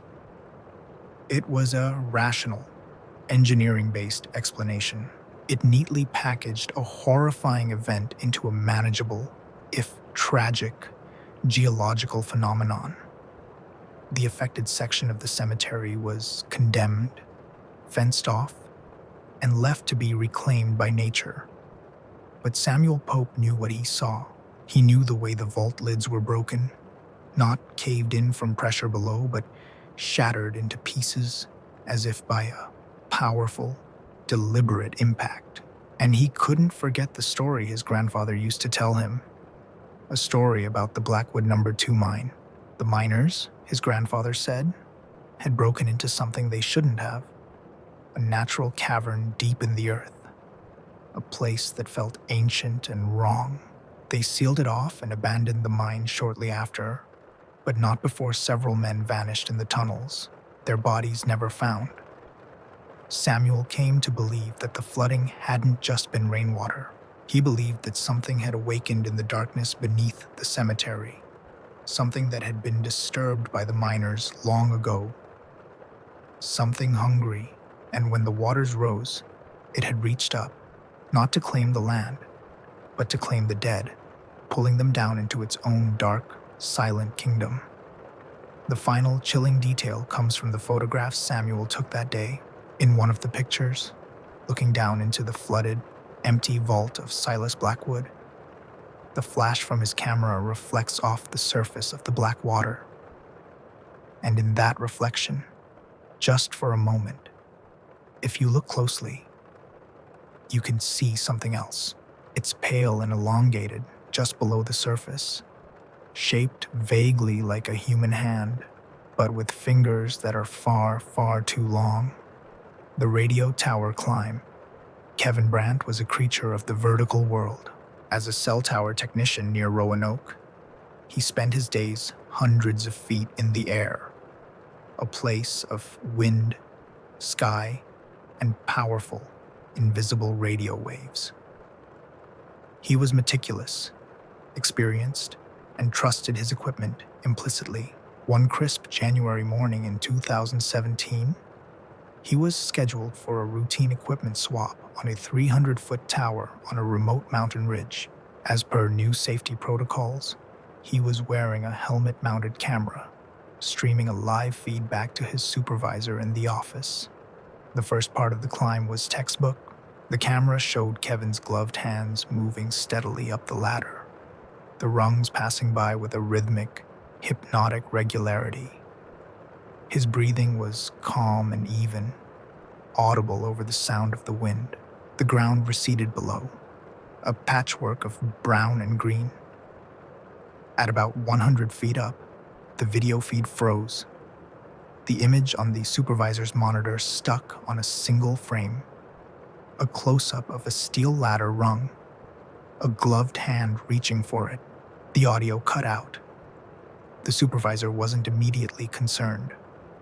Strong radio frequency fields near the antennas often interfered with data streams. It was a common annoyance. He waited a few minutes for the feed to reconnect. It never did. He tried to reach Kevin on his radio. There was no response. He tried his cell phone. It went straight to voicemail. After 30 minutes of silence, a knot of dread tightening in his stomach, the supervisor enacted the emergency protocol. He dispatched the backup climber, a young man named Eric, to the site. When Eric arrived at the base of the tower an hour later, He saw Kevin's truck parked in its usual spot. The air was still, the only sound the whisper of the wind through the steel lattice of the tower. He looked up, expecting to see Kevin working on the antenna array at the top, or perhaps climbing back down. He saw nothing. The tower was empty. Eric began to climb, his own camera streaming a clear, uninterrupted feed. He ascended cautiously, calling out Kevin's name, his voice swallowed by the immense space. At the 100-foot mark, exactly where the video feed had frozen, he found Kevin's gear. His safety harness was clipped securely to the ladder's safety line. His tool belt, heavy with wrenches and diagnostic equipment, was hanging from a carabiner. Everything was neatly in place, exactly as it should be if a climber were taking a brief rest. But Kevin was not there. The harness was empty. Eric looked down, his heart hammering against his ribs. The ground below was clear. There was no sign of a fall, no body in the heavy brush at the base of the tower. He looked up. The remaining 200 feet of the ladder stretched up into the empty blue sky. Kevin Brandt had vanished from a securely clipped harness, 100 feet in the air. The official company safety investigation concluded that the most likely scenario was a tragic and bizarre accident. The report theorized that Kevin, for an unknown reason, had unclipped himself from his harness. Perhaps he was trying to reach a dropped tool. Or perhaps he suffered a sudden medical event that caused him to become disoriented. He must have fallen, his body landing in the dense, inaccessible rhododendron thickets that surrounded the tower, hidden from the search parties that combed the area for weeks. The frozen video feed was logged as a technical malfunction due to RF interference. It was a plausible sequence of events, a way to explain the unexplainable through a chain of unfortunate possibilities. But there was one piece of evidence that didn't fit the theory, a detail that kept the case file open and haunted the investigators: Kevin's cell phone. According to the network data, the phone continued to transmit its location signal for 12 hours after the video feed cut out. And for that entire 12 hours, the GPS coordinates it broadcast did not change. The signal was strong and clear, placing the phone at the exact location of the tower, at an altitude of approximately 100 feet. It remained there, unmoving, transmitting from midair, long after Kevin Brandt was gone. The search teams never found the phone. They climbed the tower multiple times, searched every inch of the structure around the 100-foot level. It wasn't there, yet for 12 hours, it continued to announce its presence. A ghost in the machine, a digital echo of a man who had stepped off a ladder and into thin air. The final, unofficial story is the one the other tower climbers tell. They talk about the strange humming sound that some towers make, a low-frequency vibration that isn't from the wind or the electronics. They call it the sky hum. They say that sometimes if you're alone up there and the hum gets loud, it can make you feel dizzy, like the world is tilting. They say it feels like something is trying to pull you off the tower, not down, but up, into the empty, endless sky. The county courthouse clock. Elias Thorne was the custodian of the Hawkins County Courthouse in eastern Tennessee, a position he'd held since 1955. He was a man of routine and quiet observation, the silent warden of the building's secrets. His most cantankerous charge was the magnificent Seth Thomas clock in the courthouse tower. It was a mechanical marvel of brass gears and heavy weights, installed in 1890, and it was his job to keep it wound and running on time. For 85 years, the clock had been the reliable heartbeat of the town, its deep, resonant chimes marking the hours with unwavering precision. In December of 1975, that reliability was broken. Elias was in his small basement office, sipping his midnight coffee, when the chimes began to ring. He counted them out of habit. 1, 2, 3, all the way up to 12. But it didn't stop. After a brief pause, a 13th chime rang out, a single, dissonant tone that hung in the cold night air, feeling deeply and fundamentally wrong. Elias frowned. He'd never heard it do that before. He assumed it was a mechanical slip, a fluke caused by the bitter cold that had settled over the region. He made a note in his maintenance log to check the striking mechanism in the morning. The next night, at midnight, it happened again. 12 resonant chimes, followed by that same solitary, unnerving 13th bell. This time, Elias was not so quick to dismiss it. He went up to the clock tower the next day, a cramped, dusty space filled with the smell of old oil and pigeons. He inspected the escapement and the striking fly, the intricate brass components that controlled the chimes. Everything appeared to be in perfect working order. The mechanism was physically geared for a maximum of 12 strikes. A 13th chime was, by all mechanical logic, impossible. He decided to record it. He set up a small reel-to-reel tape recorder in the tower, placing the microphone near the massive bronze bell. For several nights in a row, the machine captured the event. The recordings were undeniable. 12 clean strikes, a pause, and then the final, phantom chime. The town began to notice. People spoke in hushed tones about the devil's chime. The county commissioners, concerned about the town's growing unease, brought in a horologist, a clock expert from Knoxville. The expert spent a full day in the tower, meticulously examining every gear, every lever, every spring. His official conclusion was that the phenomenon was likely caused by cold weather expansion and contraction in the brass gears. He explained that severe cold could cause the metal to contract just enough to allow the striking hammer to slip, creating an extra unintended strike. To fix it, he recommended a thorough cleaning and lubrication. He also found something he couldn't explain. The main escapement wheel, a critical component that regulates the clock's timekeeping, was completely frozen, seized up with what looked like a thick, clear layer of ice. Despite the fact that the temperature inside the enclosed tower was well above freezing, he chipped the ice away, lubricated the mechanism, and declared the problem solved. That night, the town held its breath. At midnight, the clock struck 12 times, and then fell silent. The expert had fixed it. The rational, mechanical world had been restored. But Elias Thorne knew the story wasn't over.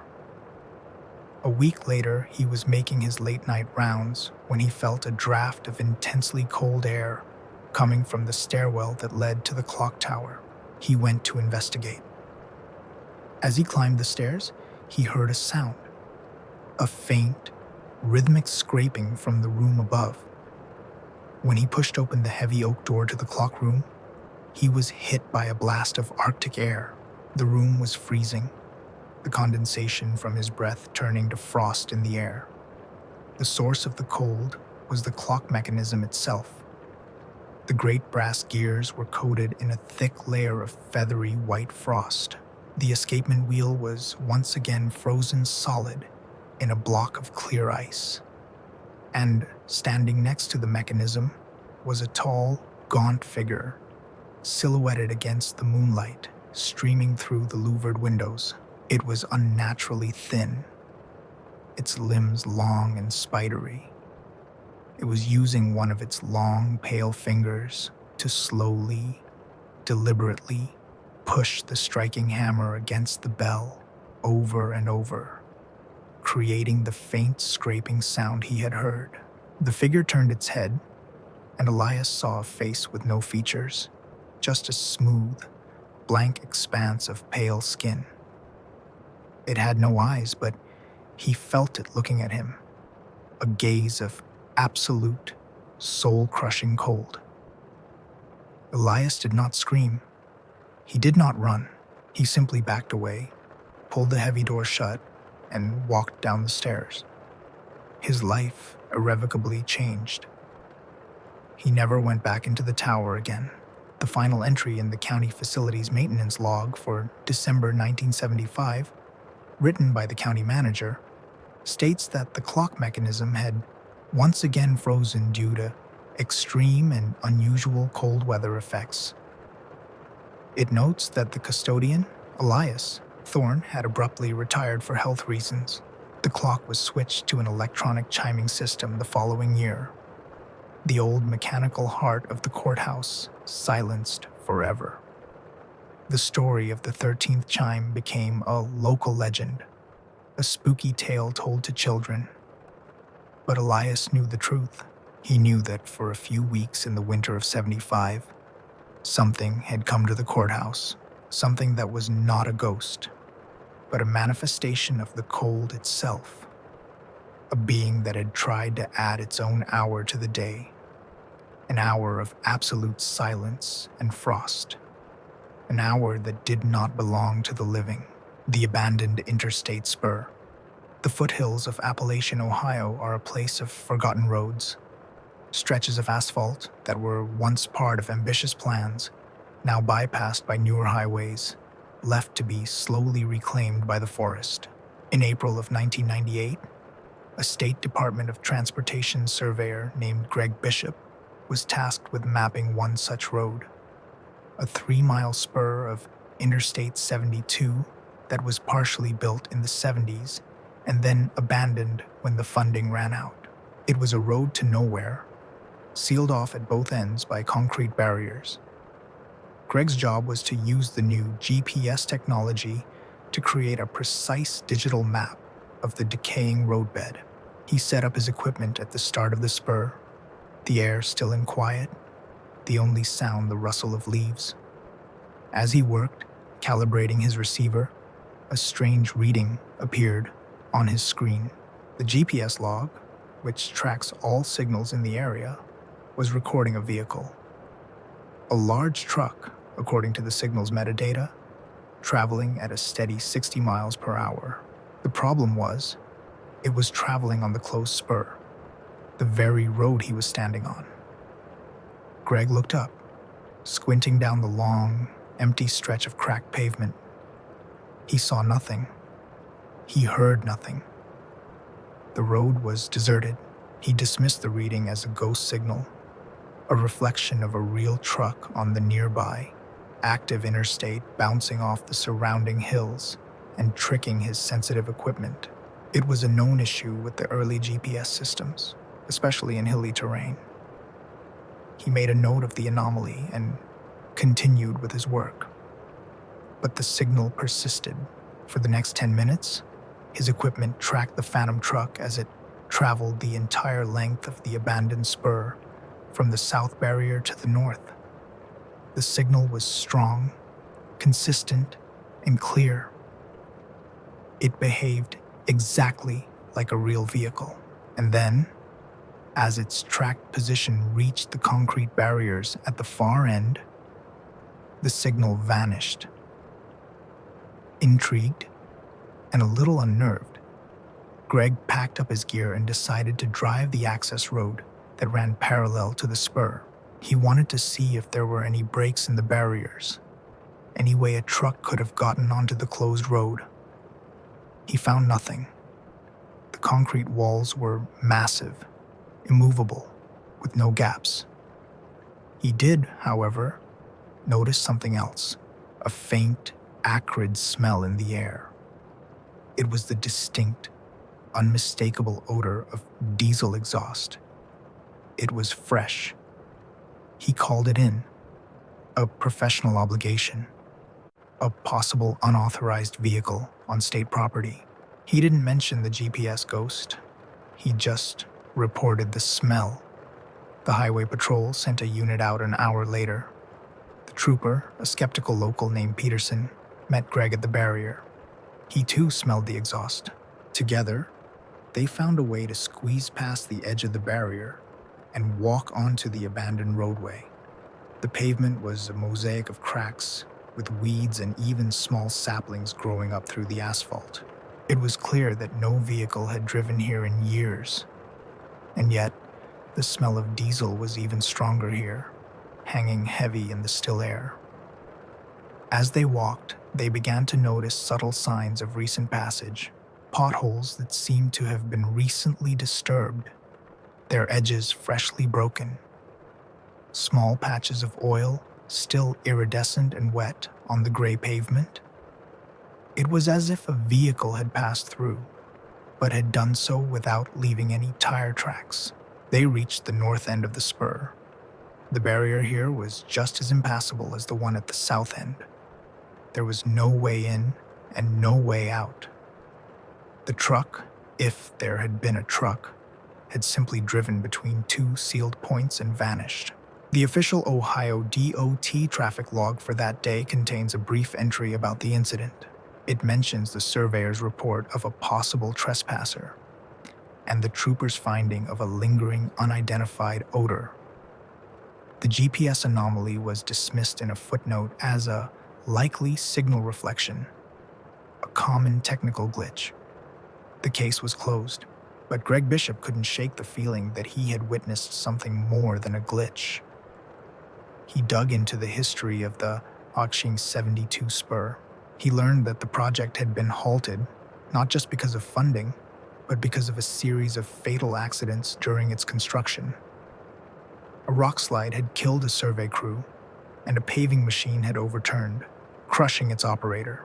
The most tragic incident involved a tanker truck driver who, confused by the new road layout, had accidentally turned onto the unfinished spur at night, crashing through a temporary barrier and plummeting into the ravine at the north end.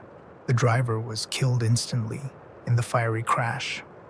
His body was recovered, but the wreckage of his truck was so mangled and inaccessible that most of it was simply buried when the final section of the ravine was filled in. The truck was still down there, entombed beneath the pavement of the road to nowhere. Greg came to believe that the GPS signal he had tracked was not a reflection.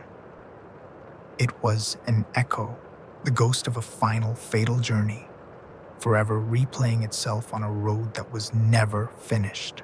He believed the phantom truck was still trying to complete its delivery, still driving its route, passing through concrete barriers as if they weren't there, leaving behind only the ghost smell of its engine and the faintest disturbance of the pavement that served as its tombstone. The university power plant. Harold Finney was a man who understood the language of steam. As the lead boiler operator at a sprawling West Virginia university, his life was governed by the hiss of pipes, the hum of turbines, and the steady, watchful eyes of pressure gauges. In the dead of winter, during the Christmas break of 1984, the campus was a ghost town. The students were gone, the lecture halls were dark, and the dormitories were empty and cold. Yet, the power plant was telling Harold a different story. In the cavernous, sweltering boiler room, the main pressure gauges for the campus steam loop were showing a significant and sustained demand. It was a load equivalent to heating 3 entire dormitory buildings to full occupancy. Harold knew this was impossible. He had personally overseen the winter shutdown. He had walked the buildings himself, ensuring every radiator valve was closed, every thermostat turned down. The steam lines feeding the empty dorms should have been cold and dormant. He checked his logbooks. The anomaly had been happening for several nights, always starting around midnight and lasting until dawn. His first thought was a leak. The university's steam tunnels were a century-old labyrinth of brick and iron. and a major leak in a buried line could easily create a phantom load like the one he was seeing. It was a logical mechanical problem that required a logical mechanical solution. He pulled on his heavy coat and gloves. The sudden shift from the boiler room's heat to the bitter night air, a physical shock. He descended into the tunnel system, his flashlight cutting a lonely beam through the steam-filled darkness. The air was thick with the smell of hot metal and damp earth. He followed the main trunk line that fed the North Campus dorms. As he got closer, he could feel the heat radiating from the insulated pipes. They were hot to the touch, humming with the passage of high-pressure steam. The gauges weren't lying. The plant was pumping thousands of pounds of steam into a part of the campus that had no reason to be using it. He reached the junction where the lines branched off to the three oldest dormitories: McClellan, Fitzhugh, and Brook Halls. All three feeder pipes were intensely hot. He followed the line to McClellan Hall, his boots crunching on the gravel floor of the tunnel. He reached the building's sub-basement, where the main steam valve was located. He expected to find it open, a sign of oversight or vandalism. He found it closed, the large iron wheel locked and sealed with the security tag he himself had installed. He checked the other two dorms. It was the same story. The main valves were all securely closed. The steam was flowing down the lines, right up to the closed valves. And then, where was it going? It was as if the buildings themselves were drinking the heat directly from the pipes, bypassing the closed system entirely. A deep, unsettling chill that had nothing to do with the outside temperature began to creep over him. He remembered the stories the older maintenance guys used to tell. Stories about Brook Hall. It had been used as a makeshift hospital during the 1918 flu pandemic, a place where hundreds of students had died, their bodies kept in the cold basement until they could be claimed. They said that on the coldest nights of the year, you could still hear them coughing. Harold, a practical man, had always dismissed these as ghost stories, but standing there in the humming, impossibly hot darkness of the steam tunnel, he wasn't so sure. He retreated from the tunnels, the mystery unsolved. He had no logical explanation to offer his supervisor. He simply reported the anomaly, the unexplained load, the hot pipes leading nowhere. The official campus energy audit from January 1984 documents the event as a significant, non-attributable thermal load, likely caused by multiple undetected leaks in the subterranean steam conduit system. It was a plausible explanation that avoided confronting the impossible. The university scheduled a full-scale excavation and the repair of the tunnels for the following summer. But the story doesn't end there. During the excavation, as crews were digging up the main steam line near the foundation of Brook Hall, they found something that wasn't on any of the university's blueprints. Buried about 10 feet down, they uncovered a bricked-up tunnel entrance. Behind the bricks was a small, hidden sub-basement, a forgotten room that had been sealed off for decades. Inside, the air was dry and cold. The room contained several dozen old, iron-frame beds, arranged in neat rows. On each bed was a thin wool blanket, folded neatly at the foot. The room was a time capsule, a secret, forgotten ward from the pandemic. And in the center of the room, workers found a series of small, unauthorized copper pipes that had been tapped directly into the main steam line, feeding a series of crude, handmade radiators. The taps were old, skillfully done, but clearly not part of the original design. It seemed that someone, long ago, had wanted to make sure this forgotten room stayed warm. The mystery of the phantom steam load was solved, but a new, more terrifying question took its place. Who or what had been calling for heat in a sealed, forgotten hospital ward? And why, after more than 60 years of silence, had the ghosts of Brook Hall suddenly decided they were cold? The dam siren. The Smith Mountain Dam in Virginia is a monument to humanity's control over nature, a massive wall of concrete holding back a vast, deep lake. Its warning siren is a sound of terrifying authority, a mechanical shriek designed to alert everyone downstream of an impending massive release of water. It's a sound you pray you never hear. In June of 2012, the residents of the small valley below the dam heard it 3 times. 3 separate occasions, in the middle of the night. The siren had blared to life, its horrifying wail echoing off the mountainsides, sending people scrambling for higher ground. But each time, the flood never came. The river remained placid. The dam gates stayed shut. It was a series of false alarms, terrifying but ultimately harmless. For Sarah Gideon, a state dam inspector with the Department of Conservation and Recreation, it was a critical system malfunction that needed to be solved immediately. The siren was crying wolf, and she worried that when a real emergency came, no one would listen. Her investigation began at the dam's control room. The digital logs for the siren control board were clear. They showed no activation signals, no errors, no power surges. According to the dam's own electronic brain, the siren had never sounded. The water level sensors in the lake confirmed that there had been no sudden changes, no overspill, no reason for an alarm.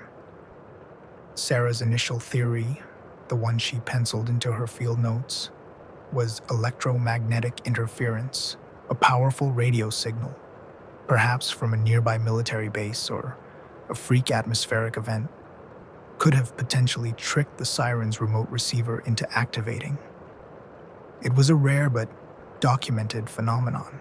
It was a technical problem with a technical solution. She decided to interview the locals to gather eyewitness, or rather, ear-witness accounts. They all told the same story. The sound was unmistakable. It wasn't a car alarm or a factory whistle. It was the deep, multi-tone blast of the dam's emergency siren.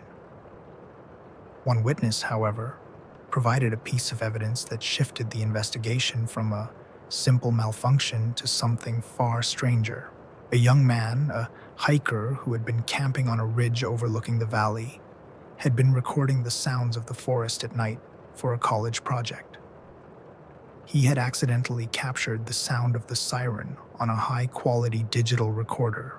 He played it for Sarah.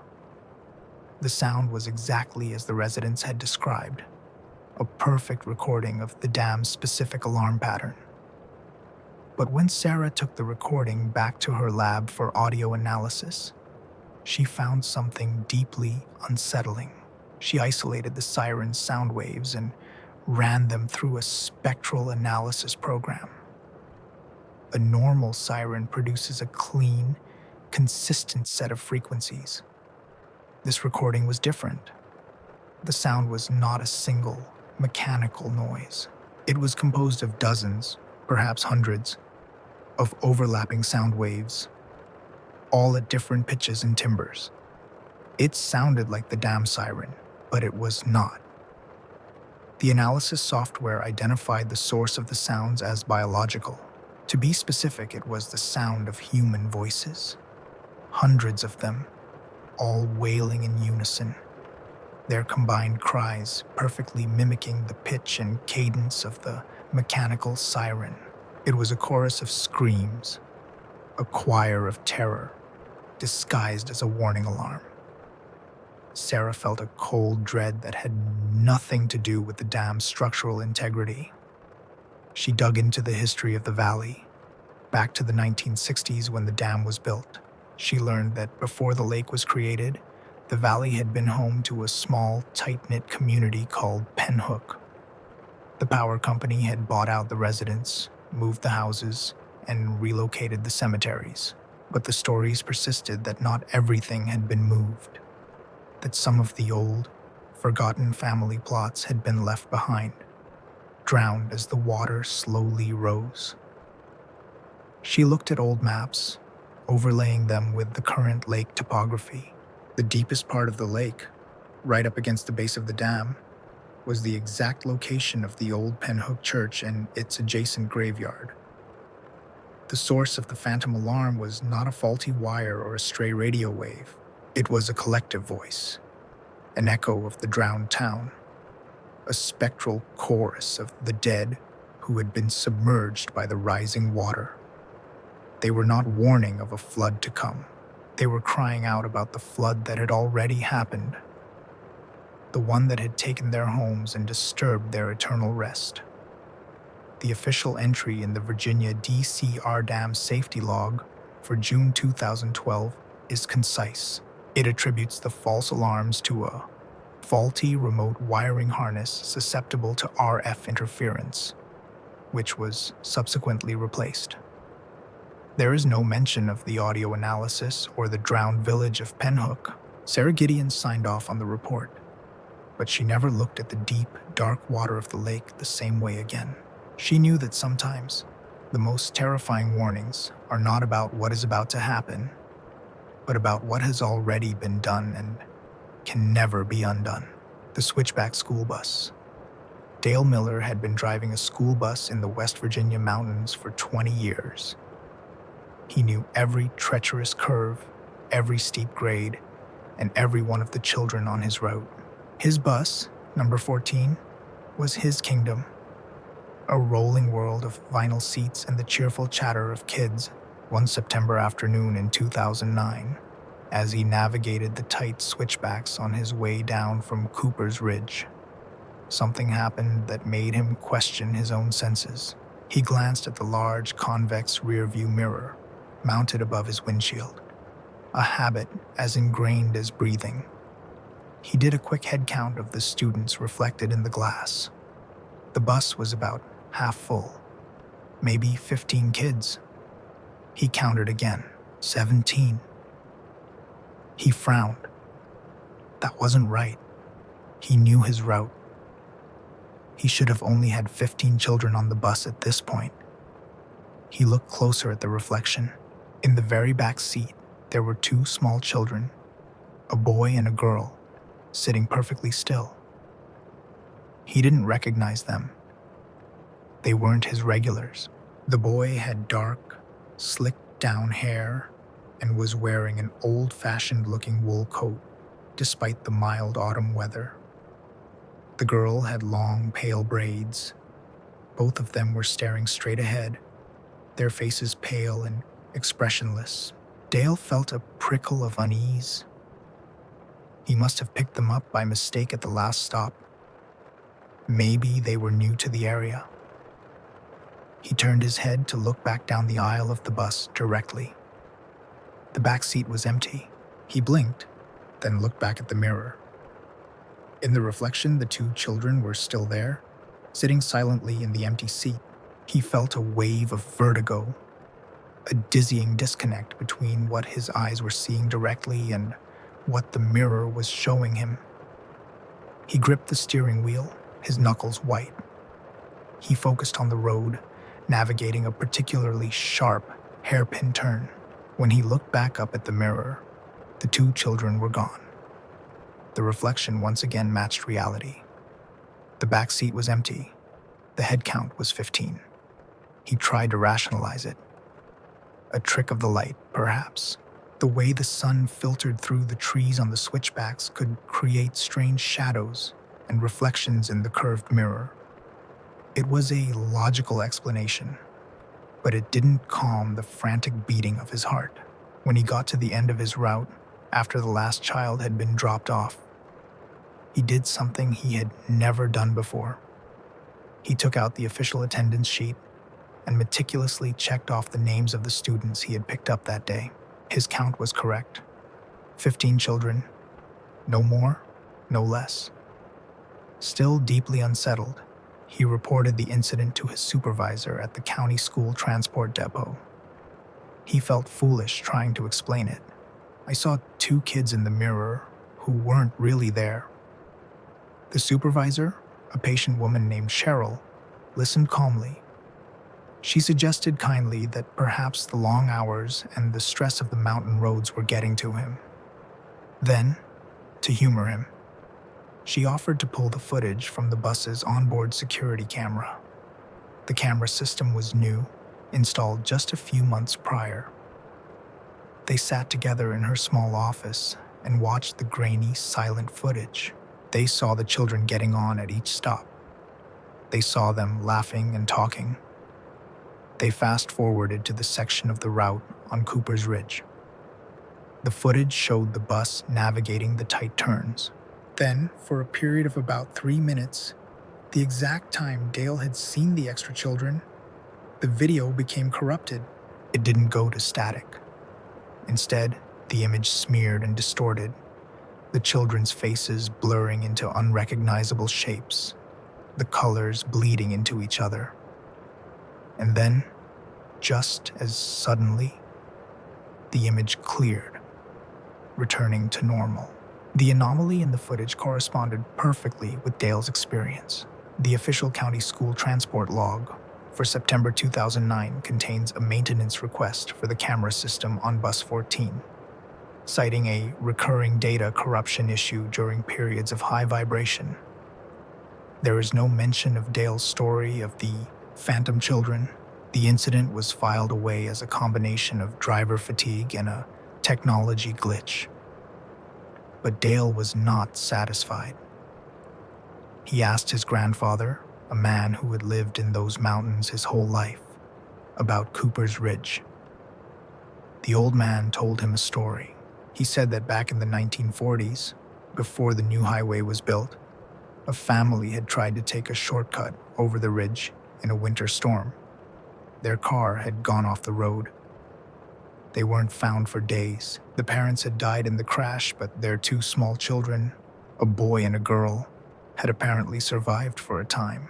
Their small footprints were found in the snow, leading away from the wreck and down the old logging trail that Dale's bus route now followed. The children were never found. They had simply vanished into the woods. Dale Miller quit driving the Cooper's Ridge route the following week. He told Cheryl he could no longer trust what he was seeing. He never told her that what haunted him most wasn't the image of the 2 silent children in his mirror, but the thought of where they were going. He believed they were still out there in the woods, forever trying to walk home, and that sometimes, on a lonely mountain road, they see a big yellow bus and think that maybe, just maybe, it's the one that can finally take them there. The textile dormitory, when the cannon mill in Kannapolis, North Carolina, finally closed its looms for good, it left behind more than just empty buildings. It left a silence in a town that had been defined by the rhythmic clatter of machinery for a century. In August of 1995, a construction company began the massive undertaking of converting one of the old textile dormitories into modern apartments. Mark Bishop was the renovation foreman, a practical, no-nonsense man tasked with gutting the past to make way for the future. The dormitory, a stern, 4-story brick building, had been sealed for over a decade. The air inside was thick with the dust of forgotten lives. The faint, sweet smell of decaying fabric and stale cigarette smoke. The rooms were small, monastic cells, each containing a simple iron frame bed, a small wooden desk, and a wardrobe. The first week of the project was routine demolition. Crews tore out old walls, pulled up worn linoleum floors, and filled dumpsters with the detritus of the past. Then the strange things started happening. It began in a room on the 3rd floor, number 312. A demolition crew, assigned to strip the room to the studs, opened the door to find the old iron frame bed perfectly made.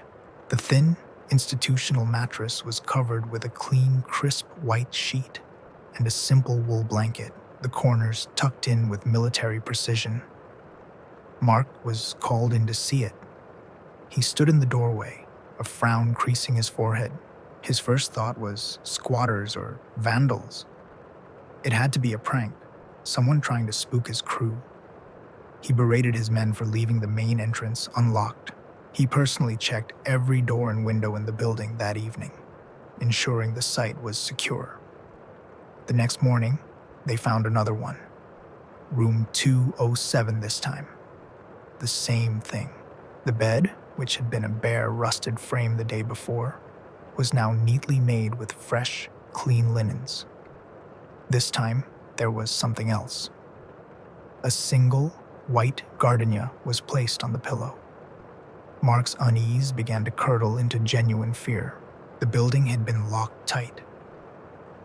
He had been the last one to leave and the first to arrive. No one could have gotten in. He took photographs to document the incidents. The crisp, white hospital corners of the sheets, a stark, inexplicable contrast to the surrounding decay and demolition. He didn't tell the entire crew, just his lead hands, trying to keep a lid on the growing sense of dread. The incidents escalated.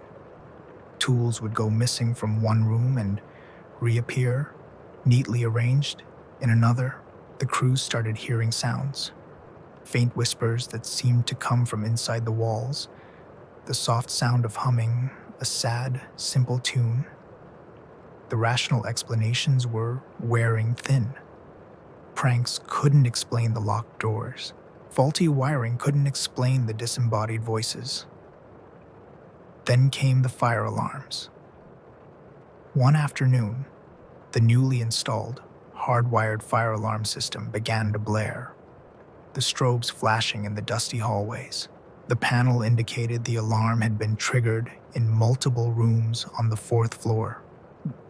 Mark and his crew raced up the stairs, expecting to find smoke or fire. They found nothing. The rooms were empty and cold. The strangest part was that the wiring for the alarms on that floor hadn't been connected yet.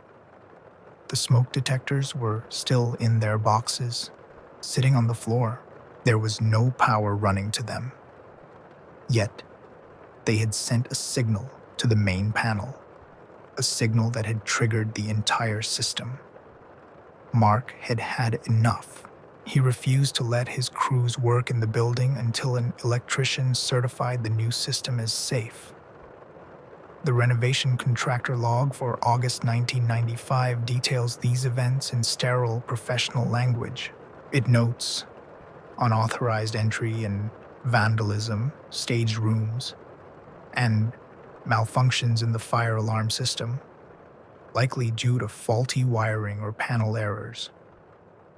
The company brought in a new security guard and had the electricians recheck every connection.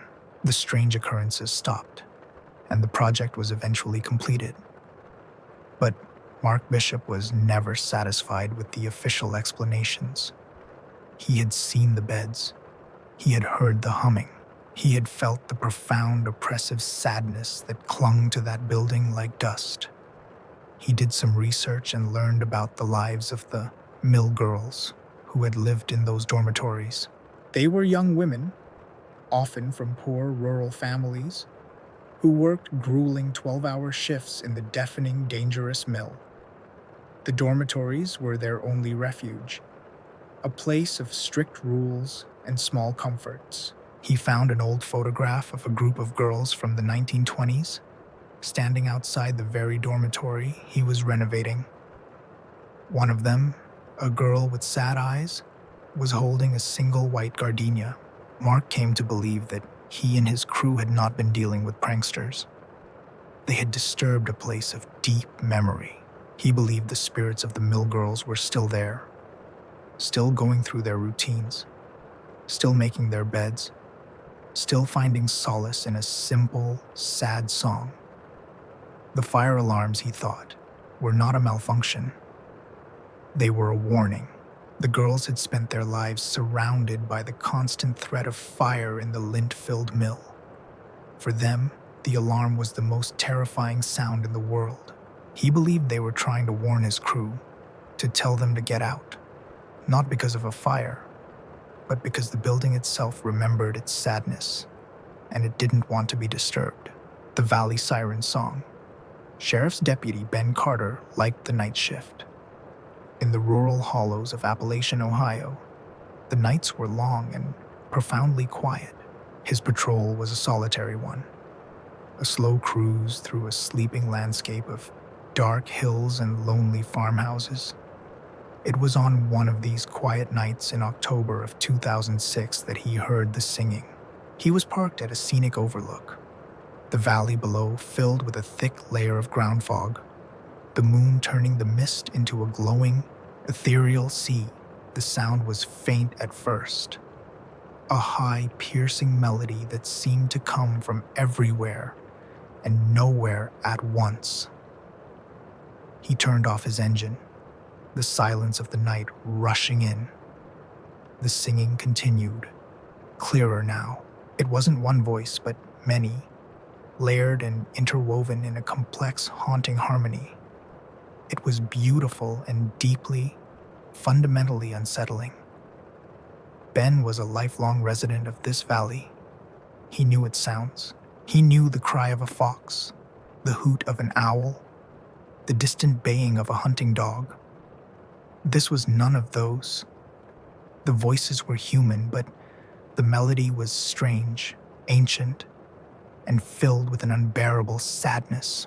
His first rational thought was a church gathering or a bonfire party somewhere down in the hollow. He scanned the valley below. There were no lights, no campfires, nothing to indicate a group of people. He keyed his radio, his voice low. "Dispatch, this is Carter. Are there any calls for a large gathering or noise complaint in the Clear Creek Valley area?" The dispatcher's reply was immediate. "Negative, Ben. It's been a quiet night. Everything okay?" Ben hesitated. "Yeah, everything's fine. Just hearing some strange echoes." He knew how it would sound if he tried to describe it. He activated his patrol car's audio recording system, a feature rarely used. He wanted to have proof, to confirm he wasn't just imagining it. The system recorded for 5 minutes, the haunting, multi-layered voices filling the silence. The melody rose and fell, wordless and mournful, before slowly fading away, leaving the night quiet once more. The experience stuck with Ben. He played the recording for his sergeant, a grizzled veteran who had seen everything the county had to throw at him. The sergeant listened, his expression unreadable. He offered a logical explanation, a temperature inversion. He explained that under the right atmospheric conditions, sound could travel for miles, bouncing off a layer of warm air trapped above the cooler air in the valley. The singing, he suggested, was probably coming from a church service or a radio in a town miles away. The sounds carried and distorted by the inversion, blending together to create the eerie, layered effect Ben had heard. It was a perfect scientific explanation. It accounted for the strange quality of the sound and the lack of a visible source. It made sense. But it didn't feel right to Ben. The sound had felt too close, too intimate, as if the singers were standing right outside his car. The next night, he drove back to the same overlook. He waited. Just after midnight, the singing began again. This time, he was ready. He had brought a pair of powerful binoculars. He scanned the foggy valley, searching for any clue. The singing seemed to be coming from the direction of an old, abandoned quarry on the far side of the hollow. Through his binoculars, he could just make out the dark shape of the quarry cliffs through the mist. And then he saw them.